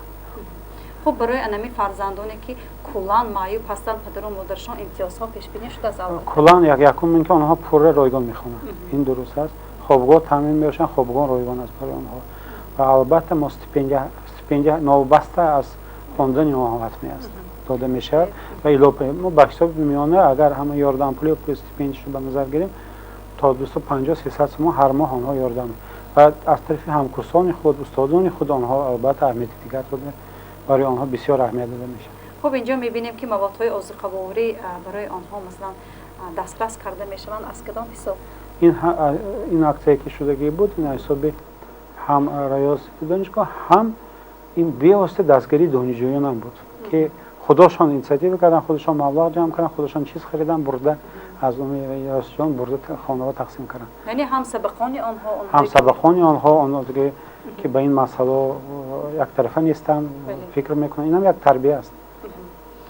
خب گمان میکنم دستگیری شمایان برای همین نیازمندان این یک عینی مدعا است که آنها بهره مثلا پیشرفت و رواج یافتن دانش اندازی خود یک الهام زیادی به خود پیدا میکنند. دانشجویان بالای خط بسیارند. اگر ما آنها را دستگیری کنیم آینده برای دولت برای جمعیت خدمتشان میکنند و جوابش میتیم. خب در حقیقت هم اینجا میبینیم که خود دانشجویان در این چاره‌بینی اشتراک میکنند و همچون دانشجو از حال و احوال همین معیوبان با خبر میشوند و میبینیم که مثلا برایشان یک موادهای عضوقواری اینجا پیشنهاد کرده میشود با اختیاری همین دانشجویان. خیلی که شما گفتید از جانب خودی دانشجویان تشکیل کرده شده است. در دانشگاه دانشجویان با غروری بلند با خشتن شده وطن دوستی بسیارند، آنها بسیار توانند یاردم میکنند، حتی نه همه این که شرایطشان بلند، حتی کار هم میکنند که برای همین کم بغلا یاردن. این خیلی دانشجوی بسیار است. خب تشکر.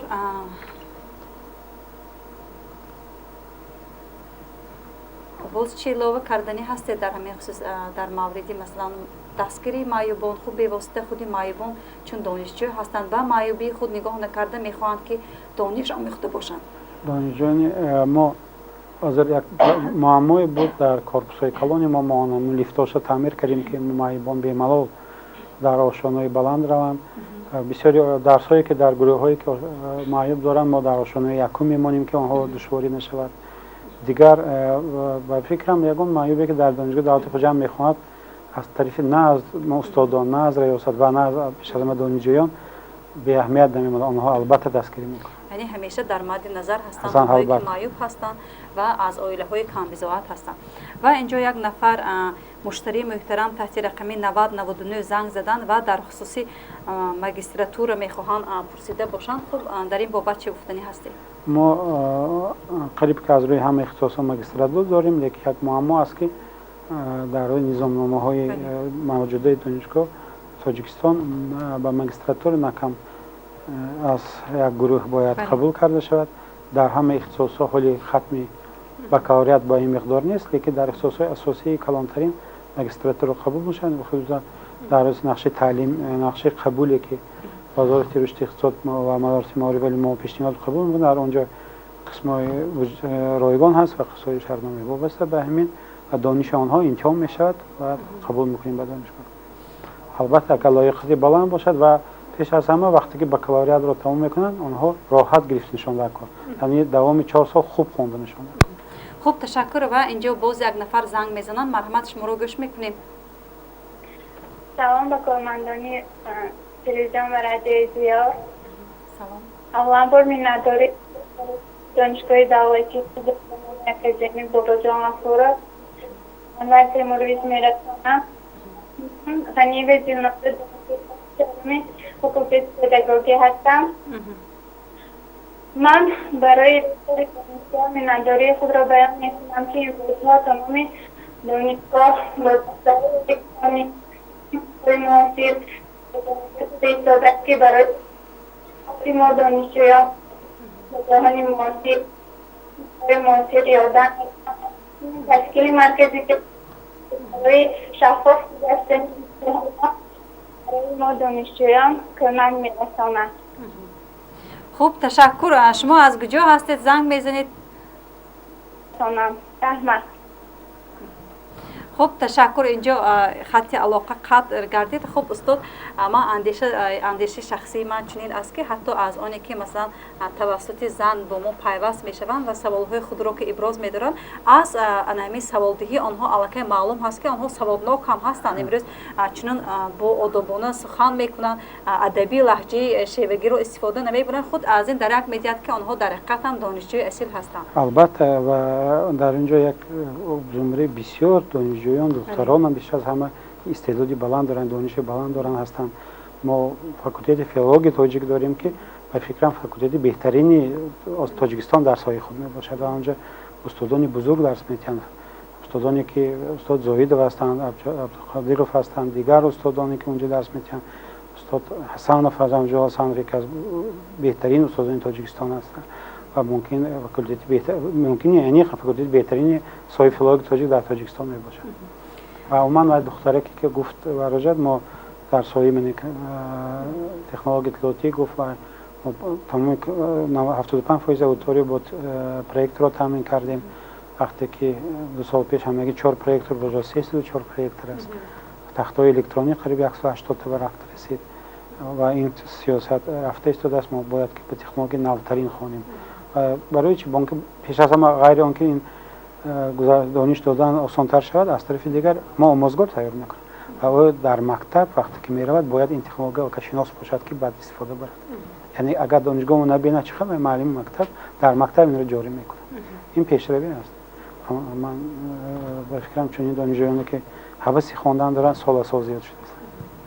خب تشکر. و چون میبینیم که برنامه ما به انتهای خود میرسد و استاد من هم که از ختم کنندگان انمین دانشگاه دولتی خوجند به نام اکادمی باباجان هستم، چی فاکولته متدیک تعلیم ابتدایی و از فرصتی مناسب استفاده برده من با استادانی که در انمین دوره های دانشجویی ما مثلا با ما چون استاد آموزگاری میکردن با معلم صبوروف، کریم و حاجی و رحمت و همه آنها مناداری خود رو بیان کردنی هستم که آنها در حقیقت هم آموزگاری اصیل بودند که در روند تعلیم و تربیت بسیار مشقت ها و زحمت ها رو پس سر نمودند.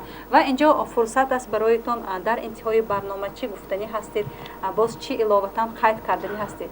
من همه آن تماشاگرانی که به من مناداری من نداری خود را بیان میکنم و ما حرکت میکنیم راستینش که من شخصا که برای شما خدمت کنیم، سطح دانش شما فرزندان شما را بلند بداریم و آن رفرمایی که ما سر کردیم البته تا آخر بریم. برای چی؟ برای اینکه نوبسته است چی میخواد سپارش رو که از طرف پیشوای ملت امام رحمان داشت، یعنی پیش از می بلند برشون صفت داریم و تیار کنیم متخصص در هر یک برآمدشون جناب والی واحد متخصص کم میزنن و همه کدام راهبران کارخانه ها مراجعت نمیکنی، آنها میگویند که متخصص کم است، دانش نمیرسد. برای آن را اصلاح کردن کار. اگر ما در کار خود دانشگاه دولتی خطاگی راجیم صفتی پس تیار کنیم، البته معلم آینده مکتب با بی صفت می شود و با خدا ما باز طلبه بی صفت می آید. ما اگر در یک کمی زنجیر یک قسمش را اصلاح کردیم، البته تاثیر ما به تمام مکتب ولایت میرسد. آینده طلبه‌های مکتب بزرگتر شده، ما باز با قوت‌تر میشیم. برای پیشروی کار میکنیم، برای پیشروی هم تاجیکستان هم دانشگاه دولتی خوجند و برای تمام سایر موارد.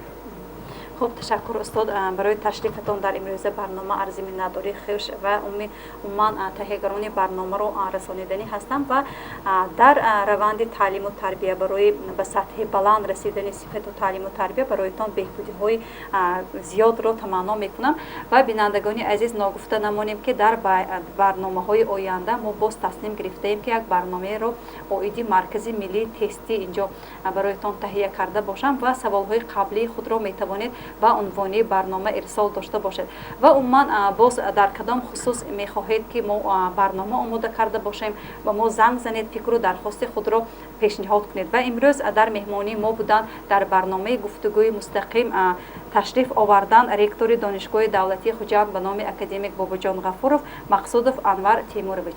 و بینندگان عزیز همینجا برنامه ما به انتهای خود میرسد و تا این دم طی 2 ساعت همراهی ما تهیه‌گران برنامه اینجا فعالیت داشتن. نواربردار احسان جان ابراهیموف، کارگردان افیر عظیم جان باباجانов، راهبر گروه ایجادی فیروزه میرجمایeva و راوی برنامه زرینه صمدova بودم که تا این دم خدمتگزار شمایان بودیم.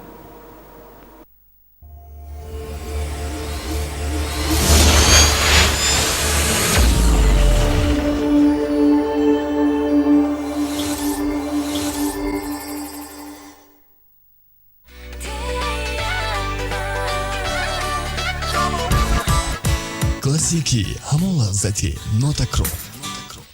хушлаззат